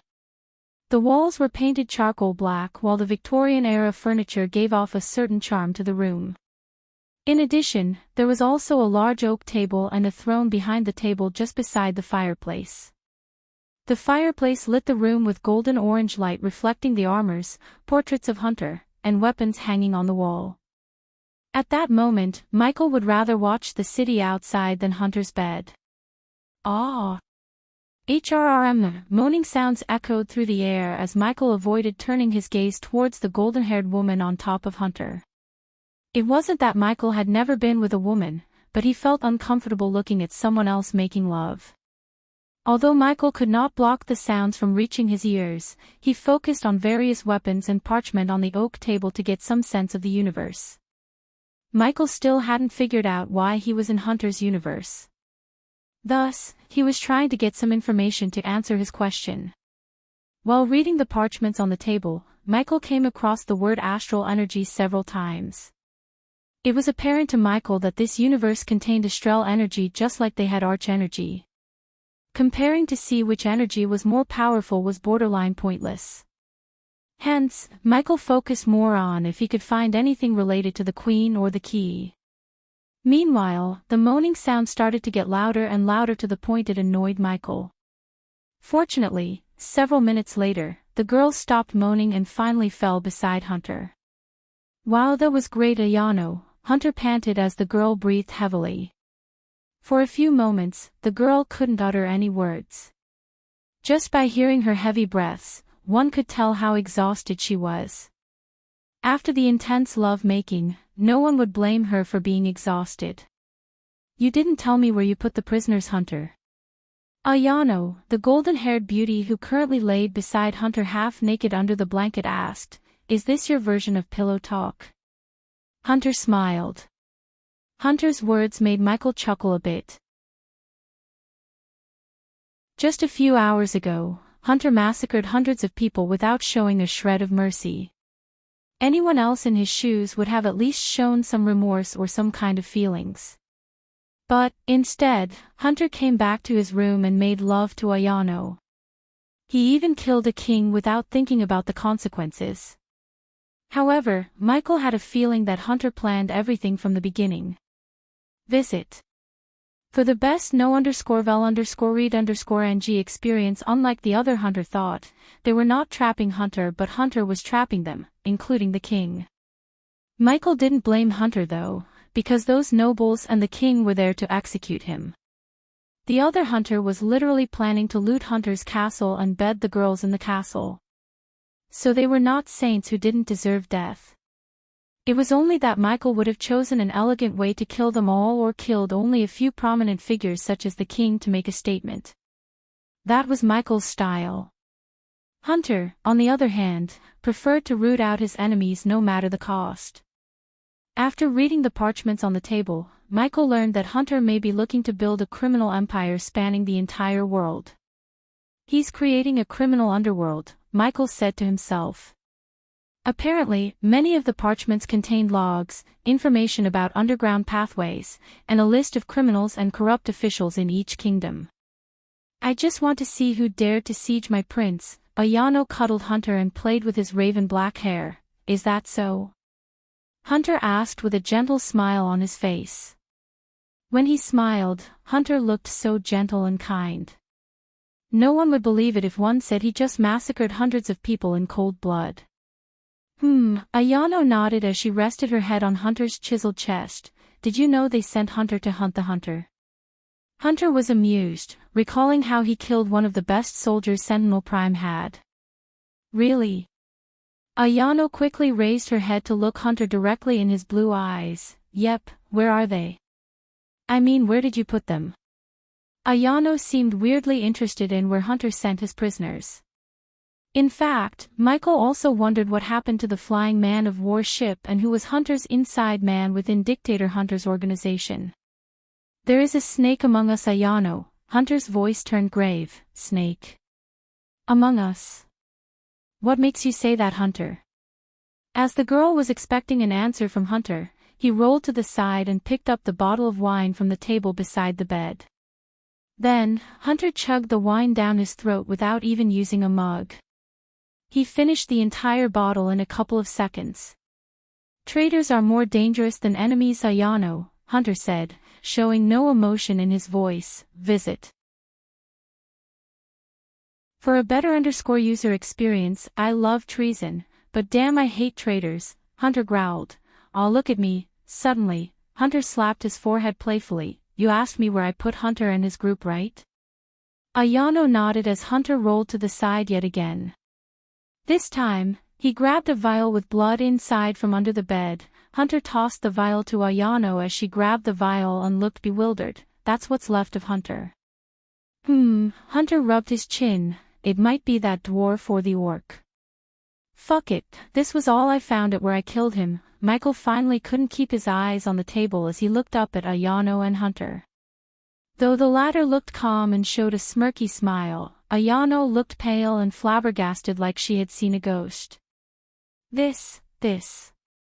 Ayano stuttered, her hands shivered as Hunter took a last sip from the wine bottle. Sorry for your loss, Ayano. Hunter brushed her hair, then he tilted his head as a devilish grin emerged on his face. Or should I say Sentinel Agent Monolith? Hunter asked. Suddenly, he just broke the wine bottle on the bed frame and stabbed Ayano in the neck at lightning speed. She grabbed her neck as blood sprayed out all over the place, turning the white sheets into red. She squirmed and wriggled frantically while Hunter stabbed her again and again until she stopped twitching forever. Softness to traitors will destroy us all. Hunter threw the broken glass away and looked at Ayano's lifeless body soaking the bed beside him. Michael was truly stunned by Hunter's ruthlessness. He was just making love with the girl a moment ago. Even the sweat on their bodies didn't dry, but he just stabbed her to death. The latest _AP_SODIES are on _the website. After stabbing Ayano aka Sentinel Prime Agent Monolith to death, Hunter removed the blanket and left the bed whistling like nothing happened.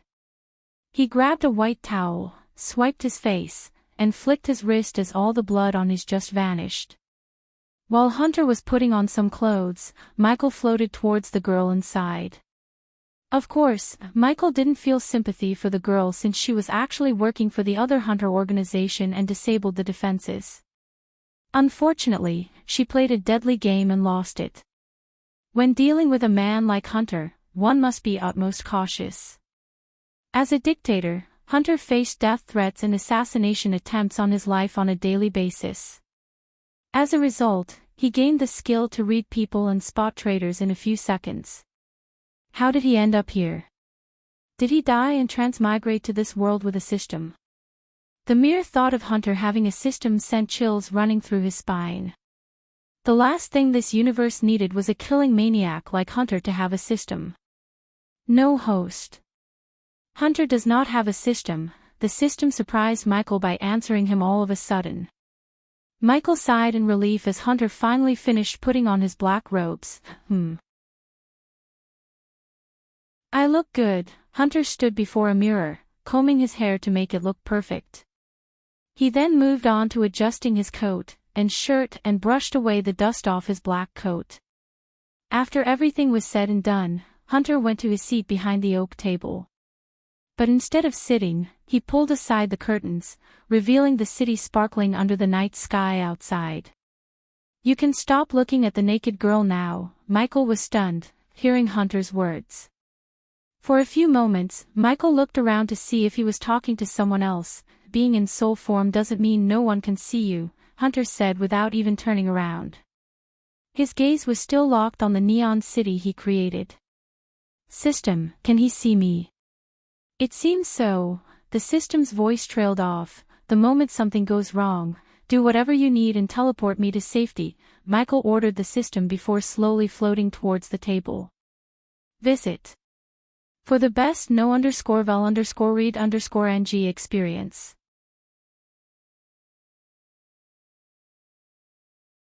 Hunter waited till Michael floated beside him.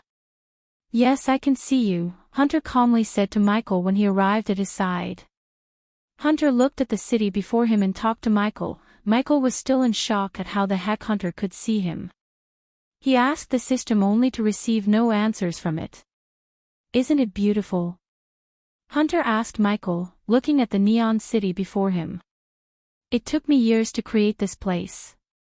But they are trying to decimate it in a few days. Hunter's gaze became as sharp as a sword. She was one of them. For the first time, Michael talked to Hunter. Hunter nodded. I don't know about the place you came from. But here, the noble women would rather lose their lives than sell their bodies. Hunter looked over his shoulder at Monolith. That bitch came from one of the proudest families, yet she decided to be my bitch. Do you know why? Hunter turned his gaze towards Michael. In Hunter's eyes, Michael was a ghostly white smoky silhouette. Michael didn't say anything as Hunter snickered, because she wanted to capture me more than she wanted to keep her body pure. Hunter creased his brows. Do you know why they want to capture me? Michael shook his head, although he had a clear idea why. Because they are just afraid of me. The weak fear the strongest. They fail to grasp the fact that people are either strong or weak.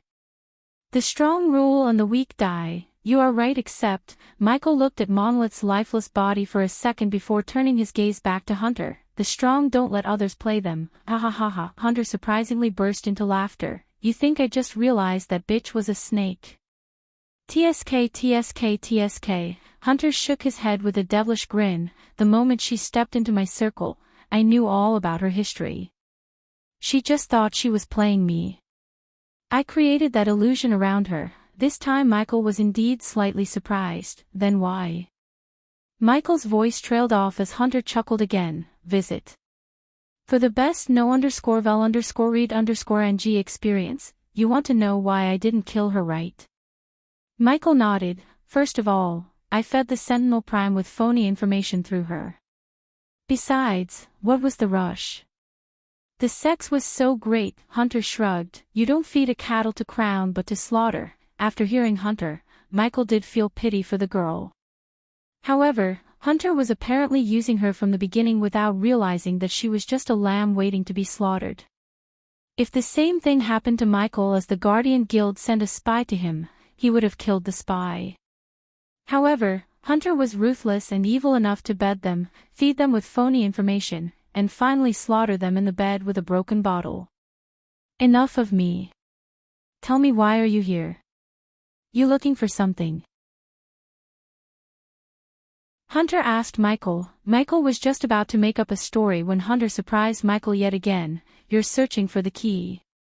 Am I right? Michael kept his face straight but was startled by Hunter's words. The last thing Michael wanted was to get the key that might enable the holder to travel between universes.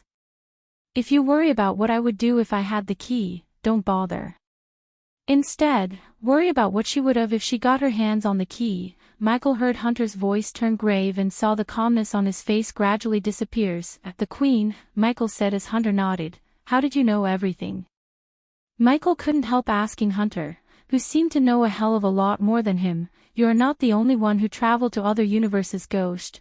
Hunter pulled down the black shirt he wore beneath the long coat to reveal a long deep mark running across his left chest. Received this gift from the Shadow Realm. Michael was still in shock, wondering how Hunter managed to know his identity. You know, where I came from. We had a ghost too. Michael's heart skipped a beat as Hunter continued. Just his name was enough for the elites to wet their pants. No one can blame them because he was the most dangerous assassin my world has ever seen. Hunter slowly reminisced his time on Earth and talked about the most feared assassin of his time. Visit. For the best no_vel_read_ng experience, when he gets you as his target, you will die. You wouldn't know when or how. Most of the time, the target's family wouldn't even know he or she was actually assassinated. There will be no clue, no trace, or no evidence. Ghost was a myth, a legend, ding. Congratulations to the host for successfully being a badass. The reward is 20,000 badass points. The system sounded in his mind and surprised him with the number of badass points he just received. Only a selected number of people knew the ghost existed. Once upon a time, there lived the ghost. Hunter said the last few words like he was singing. I was among the selected number of people. But suddenly, the ghost disappeared. Some said he died, some said he never existed, and some believed he just retired. What do you think? Michael asked calmly. Michael could tell that Hunter has already decoded his identity by looking at his eyes. I think he went to another universe. I think he became a god. Hunter stepped closer to Ghost and looked him in the eyes. I think he traveled through the Shadow Realm and standing before me, ding. Congratulations to the host for successfully being a badass. The reward is 30,000 badass points, so I assume I'll be the first man to see the ghost and live to tell the tale. Hunter smirked. Luckily for you, I am retired. Hunter Blade, this time. Hunter raised his brows in shock. He had no idea how Ghost recognized him. Granted, Hunter used the same name he had back on Earth, but he was transmigrated into another body. There was no way in hell he looked the same as he did on Earth. Yet, Ghost recognized him. The youngest dictator in the history of the Earth. The man who took the throne of Kingdom Blade at the age of 6. The most dangerous modern-day dictator to walk the Earth. The last time I heard, you were building more nuclear missiles. What happened, Hunter? They blew up in your face. Michael chuckled and so did Hunter. Not on mine. Hunter grinned. Let's just say I reset the clock of Earth before coming to this universe. The cold devilish grin on Hunter's face made Michael think the worst. Still, Michael had no one he cared for and loved back on Earth. So whatever Hunter did to Earth failed to upset Michael. Look, Ghost. We are both from the Earth, and that makes us kinda brothers in arms. Michael chose to remain silent, so Hunter would give him more information without him asking, and just as Michael expected, Hunter talked more about the Queen and the key. We are more happy and free in our respective universes. No matter how powerful and feared we were back on Earth, it cannot be compared to what we have in our own universes. Hunter slowly turned his gaze back to the city outside and sighed. Visit. For a better user experience, but something threatens what I'm building here. The Queen, Michael said as Hunter nodded. You reek of Queen sent Ghost. If I am right, and I usually am, you had already come across one of her generals. Michael creased his brows. When I say generals, it's not the human generals you might have met. These abominations could end all life on a planet within a few hours. So imagine what their queen is capable of. You fought one of these generals? asked Michael curiously, but he saw Hunter shook his head with a tired smile. I am powerful but not powerful enough to defeat the generals. In fact, neither of us could defeat them. At least not yet, and we cannot defeat the Queen alone. That's why I want to help you locate the key. We can die fighting alone or live standing together. Michael pondered everything Hunter said for a few moments before breaking the silence. Hunter, how did you know everything? If you already went to the Shadow Realm, what stopped you from getting the key? I don't remember anything except killing hundreds of skinless ugly bastards. How many universes have you gone to? Hunter's answer disappointed Michael, but when he looked into Hunter's eyes, Michael didn't see any signs of Hunter lying to him. 2, including yours. You went to Etheria. Michael nodded only to see Hunter deeply exhale. Then you have one more universe to go to. The most powerful and dangerous universe of them all. Just by hearing the seriousness in Hunter's voice, Michael could draw an idea about the next universe he was about to travel to. It's where everything began. Hunter clenched his fist. Those fucking idiots. Hunter cursed the mages in his mind. Hunter deeply regretted letting the mages open the ancient pyramid. If he had known at that time the Queen's general was caged in the pyramid, he would have stopped them by any means necessary. Now he had to find a way to stop the Queen's general before it broke the rest of the shackles put by the ancient gods. Here, shoving his anger to the corner of his mind, Hunter flicked his wrist as black card with a golden lion head embossed on it appeared in his hand. Hunter tossed the card towards Ghost as Michael caught the card in midair. Surprisingly, Michael was able to touch the card despite his ghostly form. This is a calling card. With this, I can travel to the universe and you can visit mine. Remember, the card can only be used once. If the general in your world broke its shackles, use the card. It'll do the same when the time comes. Visit. For the best no_vel_read_ng experience. Michael looked at the card before putting it into his storage. Although Michael had no love for Hunter, he was right. With his current level, Michael didn't think he could stand a chance against the Queen's general. If his instinct were right, the Hydra might be the Queen's general in his world.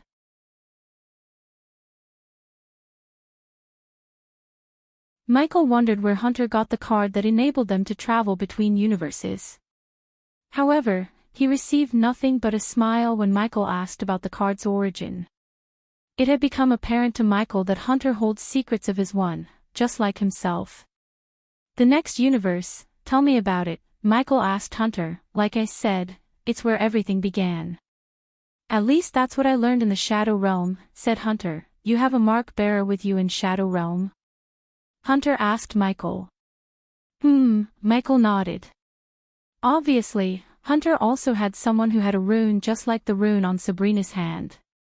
Hearing Hunter's question, Michael learned that Sabrina was not the only mark bearer. Besides, compared to Etheria, Hunter's universe had more similarities with Michael's universe. However, Michael did not know how similar Hunter was to him, as he had his own version of a badass system. Obviously, both the systems were oblivious to the other's existence and although they shared the same name, they were not the same. Then follow the mark and if you are lucky, you will reach your last destination without any surprises. Surprises? How many skinless ugly fucks have you fought until you came here?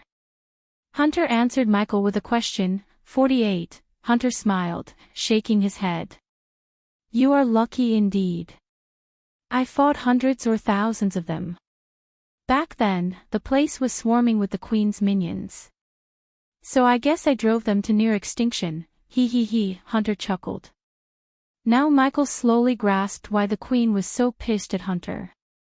The engravings on the wall showed Michael that Hunter killed the Queen, but according to Hunter, he was not even strong enough to defeat her general. This meant either the woman with thousands of arms was a general of the Queen or what Michael saw was the future version of Hunter. It also made sense to Michael how Hunter learned more about him. There was indeed a possibility that Hunter visited Michael in his own universe somewhere in the future or learned about his future from the engravings on the walls of the Shadow Realm. I don't know where you're gonna end up in the timeline of that universe, but no matter where you land, I'm pretty sure you will meet the ancient gods. You remember meeting them? Michael asked Hunter, vaguely. Yeah. I was so weak back then, so my memories were hazy. Yet again, Michael saw no signs of Hunter lying to him. As far as Michael could tell, Hunter was either a great liar or he was telling the truth. Michael's instincts told him it was the latter. The latest _AP_SODIES are on the website. Do you know anything about someone called Shinjo? Michael asked Hunter. Normally, Hunter wouldn't answer anyone, and he preferred to be the one asking the question.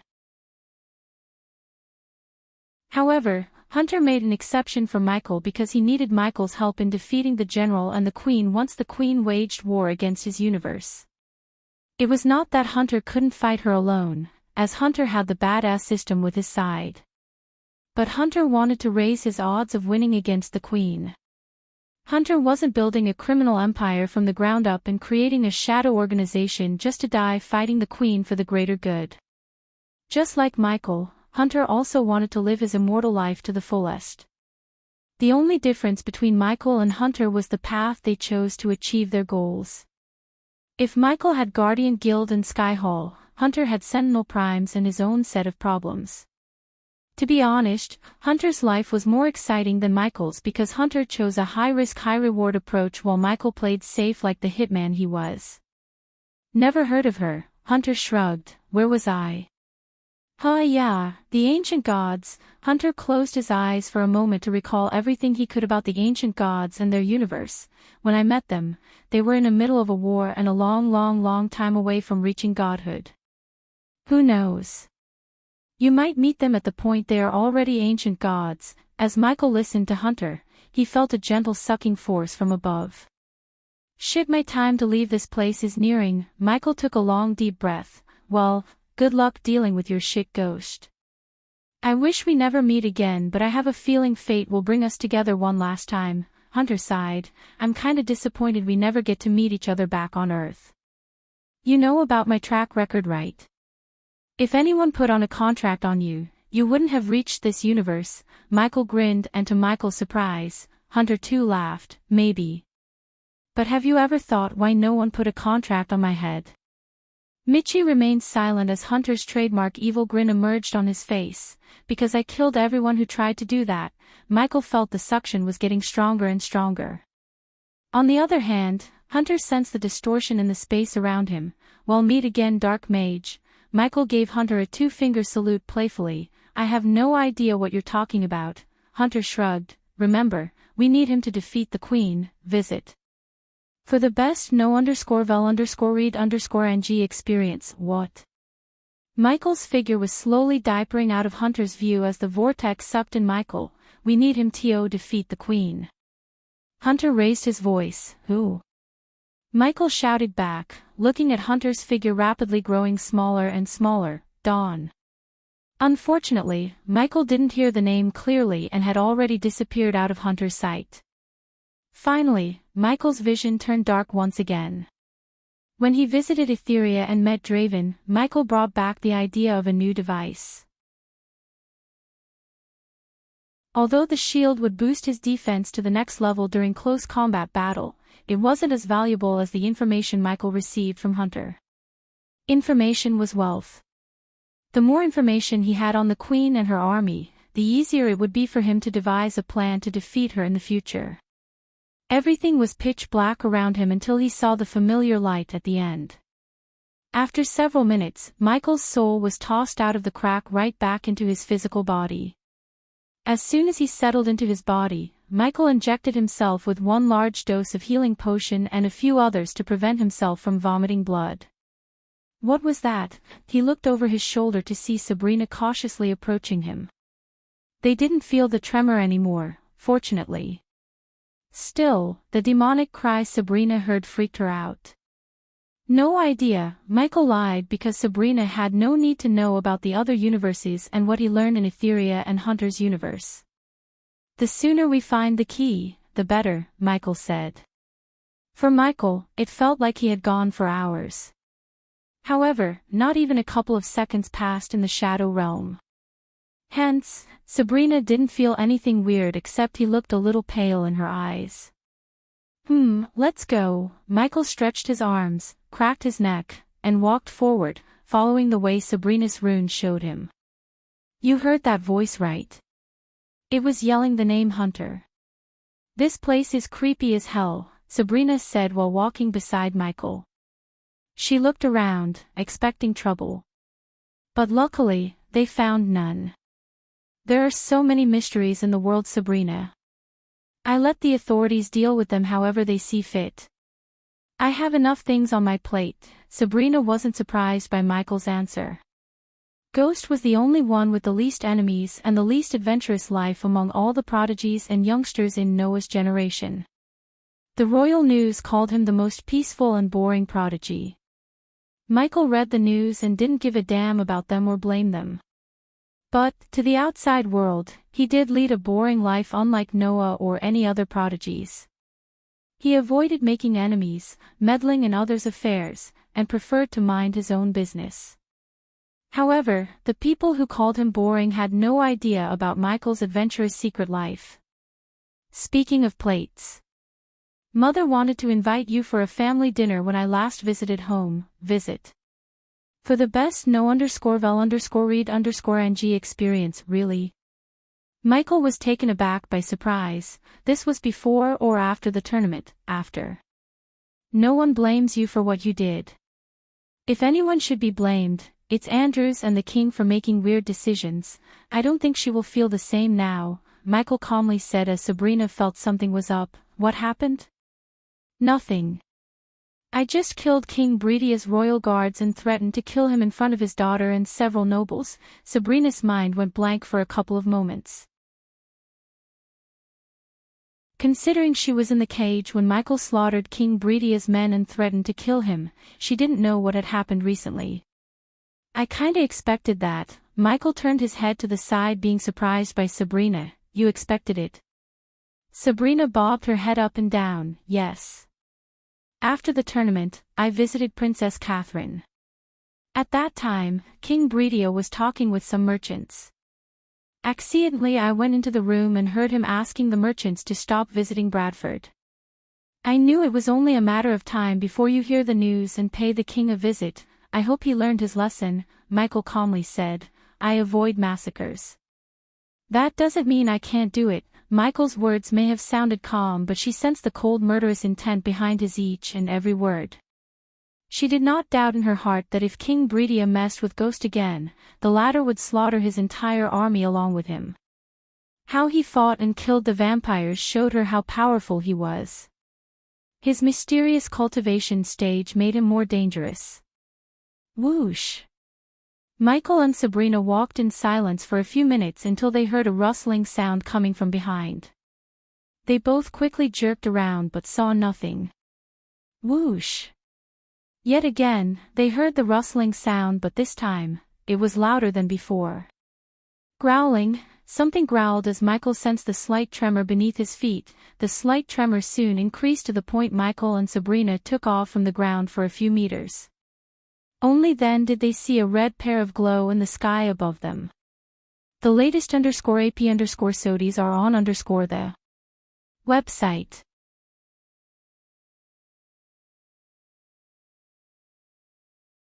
The pair of red glows soon diminished into darkness. But Michael was sure something stared at them from above. He looked around and began to hear a continuous clicking noise followed by soft growls. Stay close to me, Michael said to Sabrina as she moved closer to him and watched his back. Where are you, bastard? Michael mumbled, activating his X-ray vision. His thermal vision swept across the area around them until he saw a silhouette of what looked like a 10-foot bear jumping from one wall to another. Despite its size, the creature showed the agility of a trained parkour expert. On top of its size and agility, the creature also possessed the ability to turn invisible. Fortunately, unlike Sabrina, Michael had a thermal vision to detect the creature. A core strengthening stage creature, Michael mumbled under his breath. Since he bought the ability to detect the relative cultivation stage of the creatures in Shadow Realm, Michael was able to see how powerful the creature was. Although it was one stage lower than him, its size and agility made up for its weakness in the cultivation stage.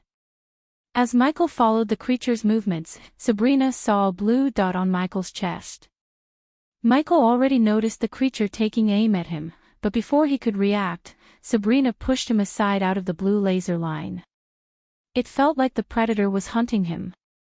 The clicking noise, the invisibility, and the laser line made the creature extremely similar to the predator. Boom! Michael felt a hot wave of air brushing past him when Sabrina pushed him. Then, at that exact moment, he heard an explosion behind him and turned back to see a green hot liquid eroding the ground beneath. There was no doubt in Sabrina's mind that if the green goo had hit them, they would have melted to the bones. Michael could hear the sizzling sound coming from the ground along with the hot wave. "This is why you need a shield," Michael mumbled. Recently he had been getting into so many close combat fights without involving spells. During these fights, the responsive shield would not activate and protect him from the blows because it only protects him from spells and attacks formed using energies. Michael may have reached 98% mastery in Serpent Mega, but having no shield to defend himself was still a weakness as far as he was concerned. "Where is it? Can you see it?" Sabrina asked as she moved with her back against Michael's back. They moved in a circle while Michael tracked the beast, who kept jumping around second after second. He couldn't make out its full figure, but it vaguely resembled a wolf the size of a 10-foot bear. Since he was using thermal vision to see the creature's heat signature, he couldn't make out the creature's other features, such as skin color, number of teeth, or whether it had fur or not. Visit. For the best no_vel_read_ng experience, Ignitia, Michael quickly raised his sword, firing a bolt of lightning at the creature. His lightning bolt traveled at the speed of a lightning flash, yet the creature was able to escape being hit by the bolt by jumping to the wall on the other side. Its speed stunned Michael. "Did you hit it?" Sabrina asked. "It escaped. Can you see it?" She was surprised. "If you can't see it with your eyes, see it with your other senses." "Close your eyes and listen," Michael whispered to Sabrina, and she closed her eyes without any hesitation. She trusted him completely. Michael didn't lie to her though. He trained his senses to paint a mental map using his other senses back on Earth and could still do it. However, he had no need to use that ability because he possessed the X-ray vision to track the beast. However, Michael asked Sabrina to close her eyes because he wanted to cast the death range and boost his power quickly. Since the arena was already dark, no one could see the place getting darker. The moment Michael felt his full power bubbling inside him waiting to be unleashed, Michael raised both his arms, shooting 2 dark lightning bolts out of his hands towards the beast. The beast jumped, trying to evade, but this time, Michael's lightning bolts were faster than the beast. The beast immediately let out an ear-piercing roar in pain. One lightning bolt went through its shoulder and the other went grazing its skin. Michael quickly turned off his thermal vision to see luminescent blue blood trails on the wall. The blood trail was leading them further into the path before him.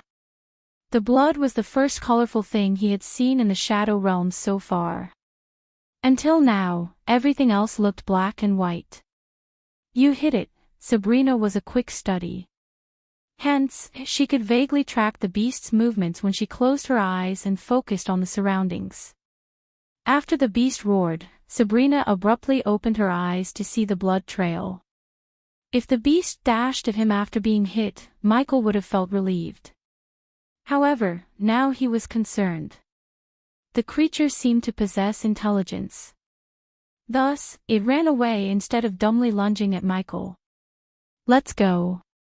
But be careful and don't drop your guard," Michael said and continued his journey into the narrow straight pathway.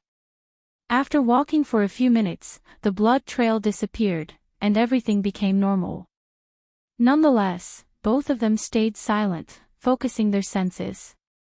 While cautiously making his way forward, Michael noticed the engravings in the wall beside him starting to form shapes of figures once again. Seeing the figures on the wall, Michael deviated from his path and approached the wall as Sabrina followed him behind. I have no idea what you're looking at, Sabrina sighed. The latest _AP_SODIs are on the website. I like these engraving designs. I am thinking about getting them for my new mansion. Michael lied, but there was a little bit of truth to his answer. New mansion. Sabrina tilted her head. Michael nodded. Building a new home for him in Rivertown had been his plan for a long time. Unfortunately, because of the Guardians Guild, the Dark Lord, the prophecy, and everything, Michael didn't have time to plan his new home. However, after Gaia and Michael's engagement, they both decided to start building a new home in Rivertown. Michael could easily afford a large piece of land in Royal Land, and if he asked, the king would probably give Michael a land for free, as having a 5-star alchemist in their kingdom would boost its value to the next level. Instead of building his home in the wealthiest kingdom in Elon or living in Baron Totonk's mansion, Michael planned to build a castle for him in Rivertown, which is a part of Kingdom Bradford. What about Baron Totonk's mansion? As a king, shouldn't you live there? Sabrina asked Michael while he was trying to make sense of the engravings. At that moment, Michael saw the lion with wings once again. It was standing on an elevated platform and looking at the thousands of people on the ground who seemed to be worshipping the lion. There were several figures standing behind the lion, including a few pointy-ears beings, elves. Michael immediately recognized them due to their iconic pointy ears. In addition to the elves, he also saw dwarves, orcs, beastmen, and several dragons flying above them. Even the crowd on the ground consisted of all races, not only humans. That's a mansion. What I want is a castle, his words surprised Sabrina. After hearing that he wants a castle, she couldn't help raising her brows. You want a castle? However, after thinking of his status, it made sense to Sabrina. Well, you are a king after all. It makes sense for you to rule Bradford living in a castle. Sabrina stepped closer to Michael, joining him in watching the wall. I am only going to live there, not rule, Michael calmly said without even turning his gaze away from the wall. Huh? Sabrina was taken aback by surprise. Visit. For the best no_vel_read_ng experience. What do you mean? I am not interested in being a king. Sect leader Claire and the elders can rule the kingdom better than me. Sabrina was speechless as Michael continued. I like the way some kingdoms in the southern continent are ruled. Rather than being ruled by one man or woman, they are ruled by several, each responsible for developing one aspect of the kingdom. How could you throw away the kingship after everything you did to get it? Sabrina creased her brows. I am not going to throw away Sabrina. I'll be the king, except I won't sit on the throne all day and rule the kingdom myself, Michael nonchalantly said and moved along the wall to see more figures and scenes in the wall. The portion of the wall before him contained a scene where Michael noticed several dragons flying around a majestic castle surrounded by a forest. He searched for the lion with wings but didn't find the beast. Instead, he saw a lady with dragon wings floating near the castle along with a little girl. Michael took a few steps to the right to see countless dragons breathing fire down on human soldiers, and the one who led the dragons was the lady with wings Michael had seen before. If you are serious about building a castle, I know a dwarf who's a 5-star architect. He owes me a favor. I can lend him to you, really. Michael turned his head towards Sabrina. Yes, then I won't say no to that. Where do I find him? Sabrina shook her head with a smile. I'll bring him to you. Just tell me, where can I find you? Sabrina sounded so sure about getting out of the shadow realm alive because she was confident with Ghost by her side, she could survive anything. After this, if we survive, you can find me in the Sunrise sect. Michael turned his gaze back to the wall. He continued to walk along the wall looking at the engravings of the war between dragons and humans, until the engravings changed, showing Michael a giant hydra. Just looking at the size of the four-headed hydra and recalling the pair of eyes staring at him from the abyss in the Stormville mountain, Michael felt a chill running through his spine. Visit. For a better user experience, Michael slowly moved his gaze down from the Hydra to see a man carrying a sword and a battle axe in each hand standing before the Hydra. But, unfortunately, Michael could only see his behind, not his face. Dawn.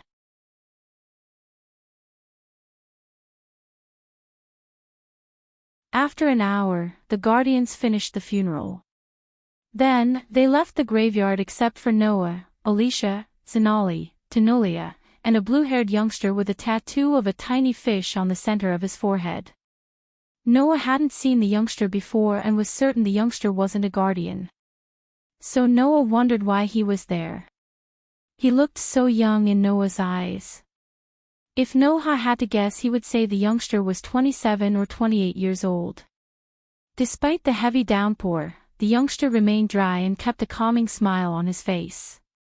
After everyone left, he approached Tanulia. I am sorry for your loss, Alpha Guardian Tanulia Valorant. The youngster had a melodious voice. It was so soft and soothing. Thank you, and you are. Tanulia's voice trailed off as the young man smiled, showing a row of perfect white teeth. I am Mutrad, member of House of Holder. I am here on behalf of the elders. Noah saw Tanulia's eyes open wide as though she was completely taken aback by surprise. Your kind haven't stepped onto the land in centuries. Tanulia was shocked. In return, Mutrad just smiled. Dire times, Alpha Guardian. What's your purpose here, Mutrad, and how can the Guardian Guild be of your assistance? Noah creased his brows, wondering why Tanulia was acting so polite and courteous towards the young man.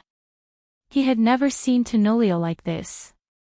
Even when she met the elders of our Empress, she remained dominant. Guardian Guild can stay away from our way and let us take care of the Dark Lord. What? Tanulia was stunned. Not only Tanulia but everyone who heard Mutrad's words was both surprised and startled.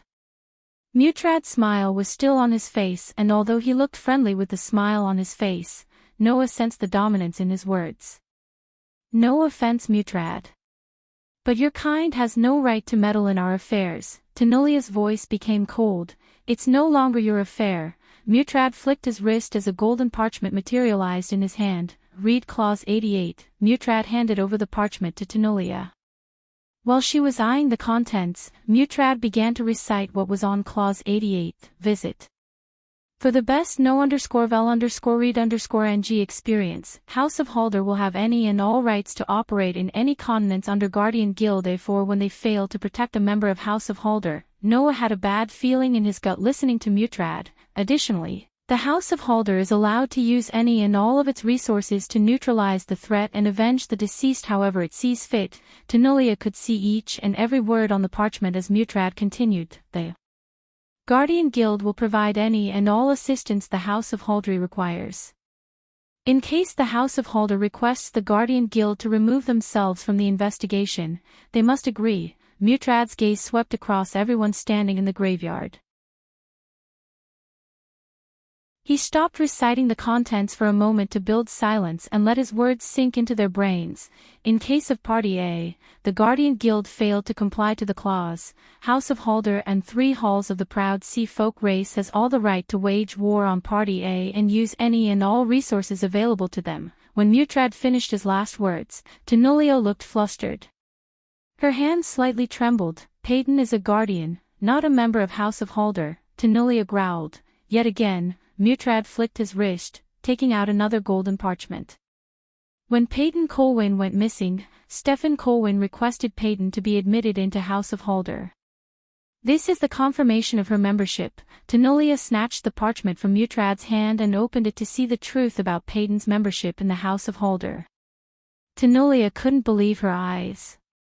According to the navy blue sparkling letters on the parchment, Peyton was granted membership to the House of Holder. How can you admit someone into your house without their consent? Tanulia questioned Mutrad, but looking at his smile, no one knew he had an answer for that too. In case the requested party is not available to sign the contract, his or her blood relatives who must be a member of the House of Holder can sign on their behalf. Tanulia didn't even think of going through the contract signed between the Guardian Guild and House of Holder as she knew Mutrad wasn't lying.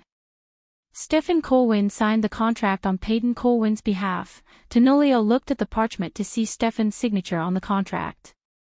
Everything seemed to have been done legally by the House of Holder, but Noah couldn't help feeling like the House of Holder had planned to step on their territory for a long time. Visit. For the best no_vel_read_ng experience, it seemed to Noah that the House of Holder was using Peyton's death as an excuse to spread their influence throughout the land. Apprehending the Dark Lord would definitely put them on top of the Guardians and also receive unprecedented support from the nobles and the Holy Church. Teacher, Noah called for Andreas in his mind as he saw no way to prevent the House of Holder from taking away the case of the Dark Lord from them. You have to become a member of the House of Holder, Noah. That's the only way we can find the Dark Lord without facing the full wrath of Holder and starting a war against two great clans. Andreas' grave voice sounded in Noah's mind.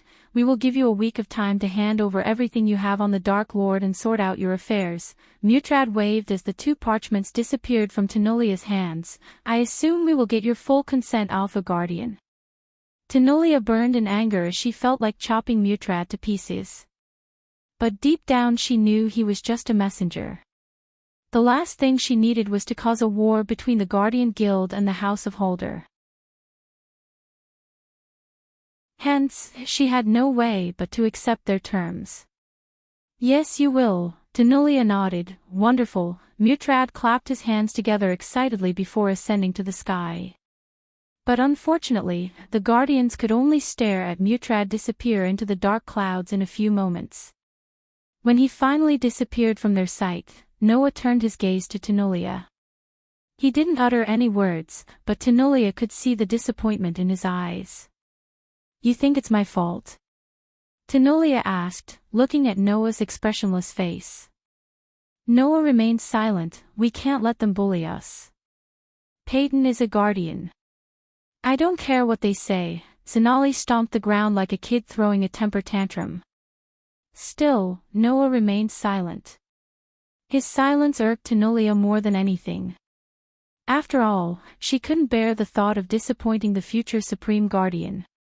Noah, as Sonali turned her bloodshot eyes at Noah, say something. What's your plan? Why bother? Noah snickered. The latest _AP_SODIs are on the website.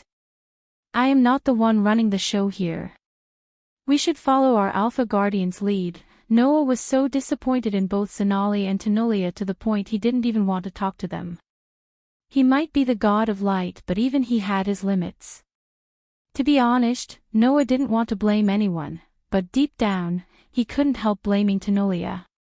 Because of her rash decisions, they lost Peyton, Tiriana, many guardians, and their headquarters in Draddle. The Dark Lord played them like they were kids. Noah lost count of how many times he told Peyton, Tenolia, and Sonali not to underestimate the Dark Lord. Still, they tried to capture the Dark Lord with their half-baked plan. Thanks to them, Noah had lost the one advantage he had over the Dark Lord, as now the Dark Lord learned that the Guardians knew about the spycams. We are not here as Guardians, Noah. We are here as Peyton's friends.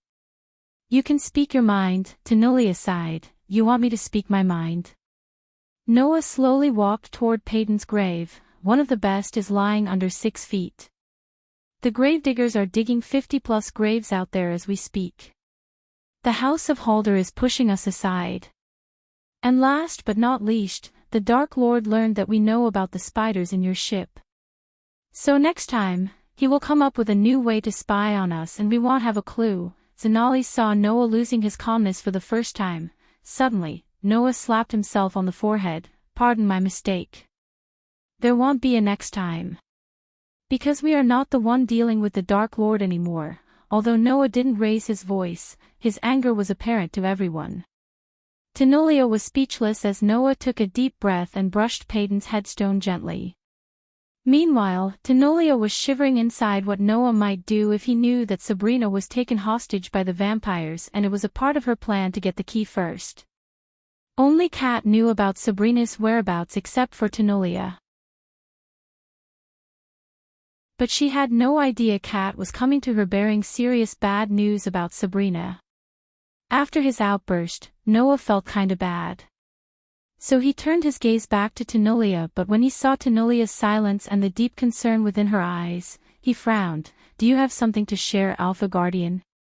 Tenolia was too concerned about Sabrina's in-moment in her plan as she didn't even hear Noah calling her Alpha Guardian. Noah slightly raised his voice, and finally, Tenolia snap'd back to reality. What? Go on, Tenolia mumbled, having no idea what Noah just said. Why do I feel like you're hiding something, Alpha Guardian? Noah asked. On the other hand, Alicia too felt the same just as Noah. Visit. For a better user experience, don't waste time talking to these idiots, Noah. Let's get out of here. We have more important things to do. Andreas snickered. You don't know everything, Noah. Tenolia coldly cut off Noah so he wouldn't ask any more questions. At that moment, Tenolia could only pray that Sabrina would lead them to the key and come out alive. Otherwise, she may have to pay with her own life.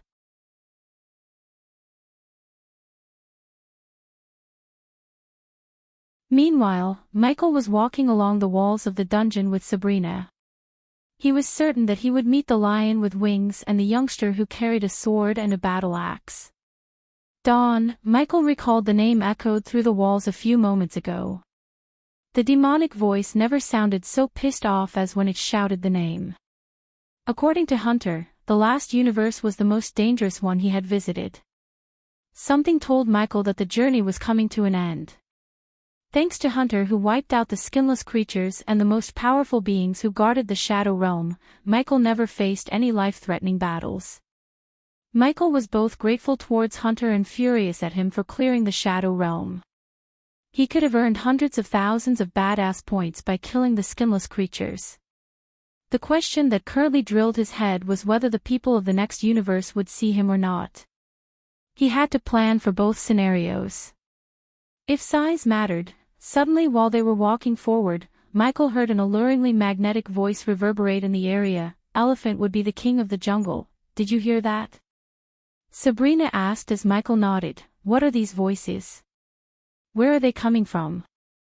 Sabrina looked around her surroundings pretty confused. No idea, Michael lied instead of revealing the truth that these voices are coming from other universes through the cracks in Shadow Realm walls. A king isn't born. He is made, another voice echoed through the maze. Unlike the previous voice, the latest one had a bit of a thick animalistic tone to it. After hearing the voice, Michael's brain automatically thought of the lion he saw on the wall. On the one hand, they heard the voice, and on the other hand, they looked around for the beast. While cautious looking around, the two of them continued their journey. Michael saw no beast nearby. Instead, he saw a silhouette of a lion with wings in the sky for a second. I will rather be a lonely lion than a popular sheep. Michael could swear he saw the lion talking before disappearing from his sight. This time, Sabrina didn't seem to hear the voice as she walked beside him without turning her head. I don't think the beast ran away. Instead, she talked about the beast Michael had wounded before. Michael nodded as he too shared the same thought. If his gut feeling was right, the beast would be waiting with a trap. Better to reign in hell than serve in heaven. Michael heard the first voice again. Visit. For the best no_vel_read_ng experience, he quickly looked at the sky, expecting a silhouette, only to see nothing but dark sky. My life, every day, every minute, every second has been chiseled by me. Michael felt as if his head was about to explode when he heard the thunderous voice sweeping across the maze. Jurr. Following the voice, Michael and Sabrina heard the beast roar in agony. The entire maze trembled as Michael felt the violent tremor on the ground. Remember, there are two sides to every story. Just like your face, once again the voice swept across the maze. But, contrary to before, the voice calmed down the tremor. However, Michael had a feeling it was only the calm before the storm. He expected the beast to arrive soon. Then, just like he expected, he began to hear the soft clicking noises in the distance. Let's kill this beast. Sabrina threw the sword in the air and let it fall in her hand.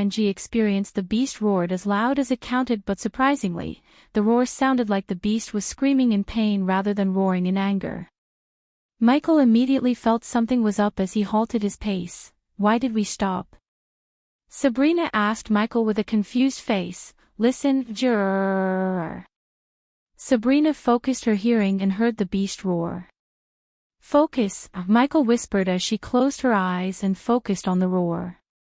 Only then did she sense the pain in the beast's roar. When she focused even more, she vaguely heard another growling sound. The screaming trailed off as they moved forward. Don't drop your guard and be ready to cast your shield spell, Michael instructed Sabrina while taking each and every step with utmost caution. He activated his thermal vision so he could see if there were any invisible beasts around them.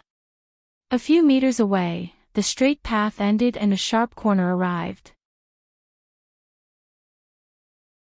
They couldn't see what was around the corner, but Michael saw traces of luminescent blue blood on the walls. Michael quickly pushed Sabrina to the wall and stood his back against the wall.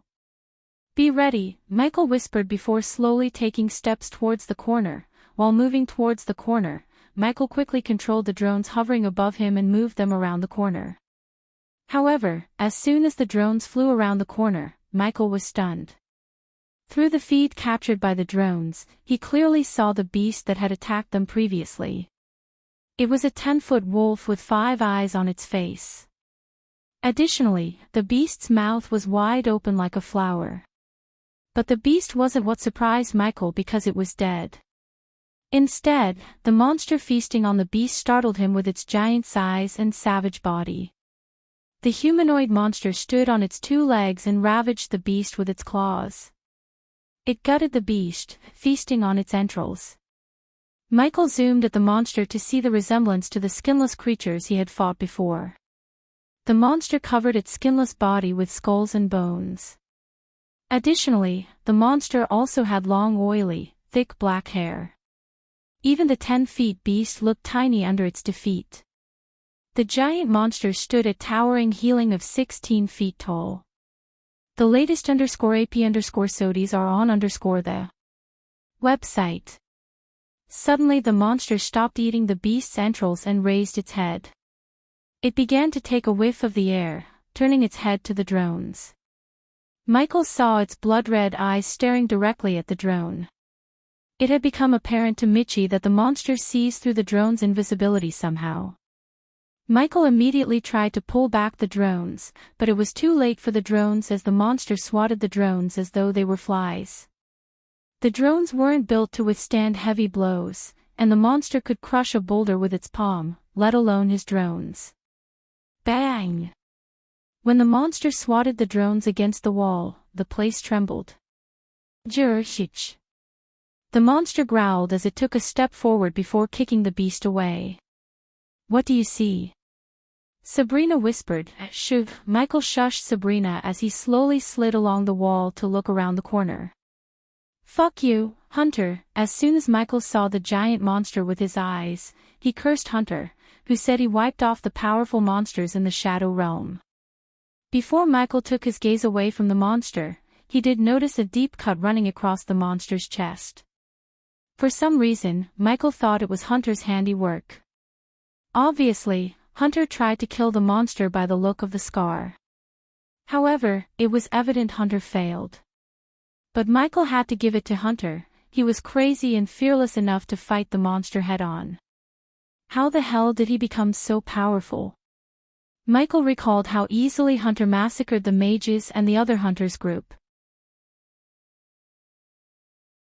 Although Michael had no idea of the power hierarchy in Hunter's universe, he had a feeling that Hunter stood atop the hierarchy. The monster was at the freaking fusion stage level 6. Therefore, Michael knew he could not fight the monster and survive unless he fought the monster as the Dark Lord. The monster kept sniffing the air while stepping toward Michael and Sabrina. Battle with the monster would be inevitable at this rate. Taking a deep breath, Michael turned his head to see Sabrina. He prepared himself to inject Sabrina with the knockout serum using a spider and then go full Dark Lord. However, he was just about to take out a spider when he suddenly noticed the wall directly opposite him crack. Visit. For a better user experience before Michael felt a powerful force from the crack sucking his soul into another universe, he heard the young man's voice again. If they stand behind you, protect them. If they stand beside you, respect them. If they stand against you, destroy them.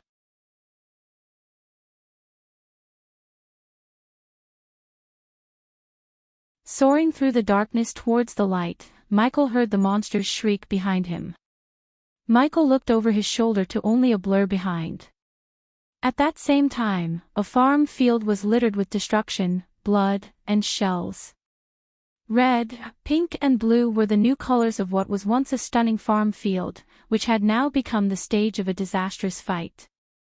The air, which would typically carry the delicate scents of flowers and fruits, was now thick with the scent of death and decay, enough to destroy whatever courage was left in the survivors.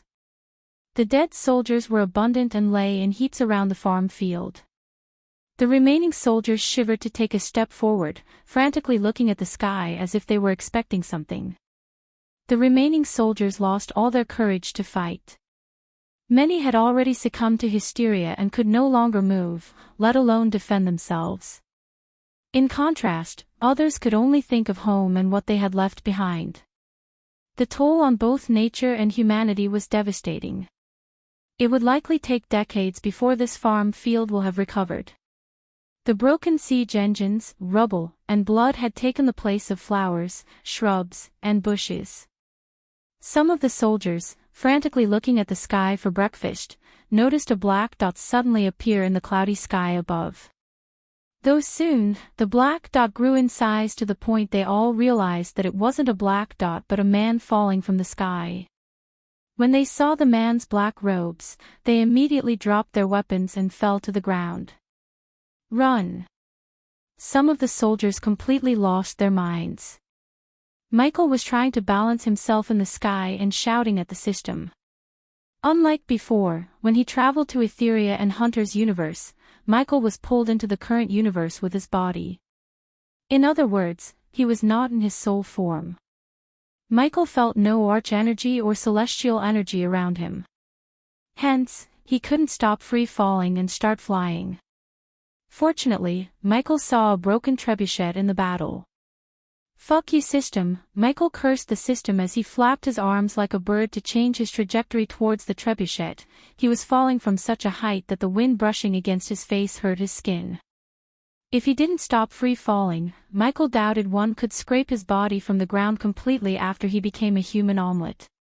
Fortunately, Michael still wore the Mark III grappling hook around his wrist. So when he was approximately 50 meters away from the trebuchet, Michael reached for the trebuchet, aimed at its top, and fired the grappling hook. Thud! The grappling hook soared through the air and coiled around the top, Kachak. Due to his speed being suddenly stopped by the grappling hook attached to his arm, the backlash force dislocated Michael's shoulder. He growled in sharp pain. He gritted his teeth and released the hook. Jirhich. Finally, Michael hit the ground, holding his shoulder. Thanks to his quick thinking and the trebuchet, Michael survived the fall with only a dislocated shoulder. Could have been worse. Michael looked around his unfamiliar surroundings. But unfortunately, his vision was still blurry because of the pain and dizziness of traveling through the shadow realm to another realm. As soon as his vision cleared, he cautiously noticed the blue armored soldiers surrounding him. The latest _AP_SODIES are on the website. It's not him. Who the fuck is he? Where did he come from? Let's capture him before the White Death appears. The soldiers slowly stepped toward Michael, tightly clenching their weapons. Whoa, guys, slow down. Michael stepped backward, holding his shoulder. He was startled by how powerful these soldiers were. Each of them could fight a soul-refining stage level 5 warrior from Michael's universe. At least 60 soldiers were surrounding him. Despite his shock, Michael kept a calm face. System, it's not the right time to go silence, Michael growled in his mind. However, no matter how many times he summoned the system in his mind, it didn't respond to him. Look at the way he's dressed. All black. What if he's related to him? Michael saw a soldier stutter. Exactly. If he's related to him, we can take him hostage and bring him to His Majesty. Guys, don't do anything you will regret in the future, Michael calmly warned the soldiers as they quickly took a step back from him. Whoosh. As they were reluctantly staring at Michael, whether they should approach him or not, Michael saw 2 warships soaring through the sky from north and south. The warships were no different than the frigates in Michael's universe, except these 2 ships were flying in the sky. The ships are here. Suddenly, the soldiers screamed in joy as Michael noticed several of them cry out loud. Most of them dashed away from Michael, shooting towards the ship from the ground like rockets. Meanwhile, some soldiers still stared at Michael without moving an inch. What are you waiting for? Come, some soldiers shouted at those surrounding Michael. They cared for their lives more than capturing Michael. After all, they came with 1,000 strong, and only 50 or 60 of them survived the onslaught. The White Death single-handedly wiped out the majority of them. White Death would have killed all 1,000 if it weren't for their mage. I'm catching this guy and avenging my brothers. Slow down, guys. Michael squeezed his shoulder, preparing himself to fix his shoulder as he saw no way out without fighting. The soldiers who landed on the airships quickly threw out ropes for those who couldn't fly to climb up. Then, the ships hovered in the sky, waiting to pick up the survivors. Visit. For the best no_vel_read_ng experience, let's go. One soldier shouted at another one, let's get the fuck out of here before they come. No, these ships are built to last against them. They can't destroy them.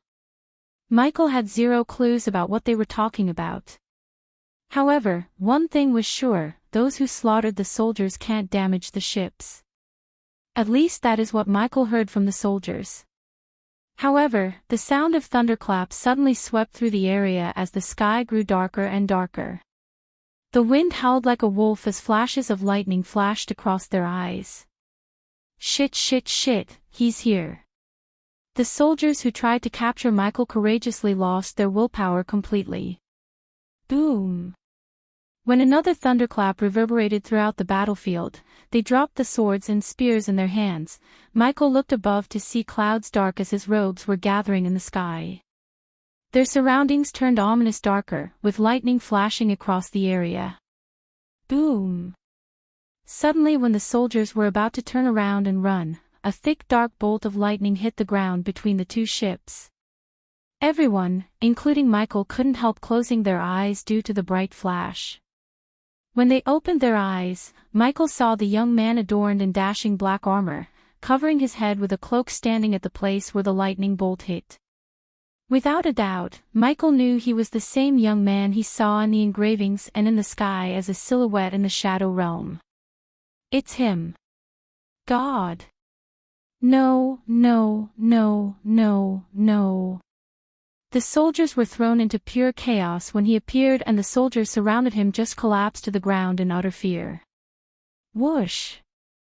The moment the soldiers atop the ship saw him, they screamed as the two ships began to move. After that, they did not bother to wait for the soldiers on the ground anymore. However, the black-robed young man grabbed the ropes with each hand. The latest _AP_SODIES are on the website. The ships trembled as they slowly moved away on opposite sides while the young man coiled the ropes around his fist and began to pull them closer. Seeing the scene, Michael raised his brows. Kachak. Since the soldiers were focused on the man, Michael gritted his teeth and jerked his shoulder, fixing his dislocated shoulder, which released a sickening crushing sound before setting in right. After setting his shoulder, Michael grabbed a soldier by his collar and picked him up from the ground. Who is he? Michael shook the terrified soldier. Do. Don, the soldier stuttered. So he is Don. Michael let the shoulder go as he turned his gaze back at Don. When he was in the shadow realm, the demonic voice screamed the name Don. The thunderclouds rumbled as Don pulled the ropes closer and closer. Michael's muscles ached just by seeing Don pulling two ships together with his raw strength. Don's arms trembled as he moved his head upwards. Only then did the cloak covering his head slide down, revealing his face to Michael. Don is the MC of Rise of the Legendary Emperor. His raven black hair was just long enough to touch his lower neck and fluttered in the wind. He had a stubble beard a few inches thicker than Michael's, and despite the monstrous task he was performing, his face showed no signs of pain. Michael could see Don's biceps screaming to tear out his black armor, which seemed to have been made of a material resembling Kevlar. Don wasn't the most handsome but rather looked no different than the next-door guy. However, he had a certain indescribable aura that made him stand out. Inch by inch, Don pulled the two ships together while the soldiers atop the ships tried to cut off the ropes. At least that's what the soldiers tried to do before Don yanked the ropes, shaking two ships. You. Michael finally heard Don speak, and his voice sounded more dominant and hard as steel than it did in the shadow realm. R. Don pulled the ships closer, going. Michael noticed the ships getting closer to each other inch by inch, as well as the smoke coming through the ships. Nowhere. The latest _AP_SODIES are on the website. Boom. Finally, the ships gave off as they suddenly clashed with each other and exploded into pieces. The explosion lit the gloomy farm field like a mini sun, and the explosion force swept across the field, blasting away the corpses, the broken siege machines, and everything on the ground.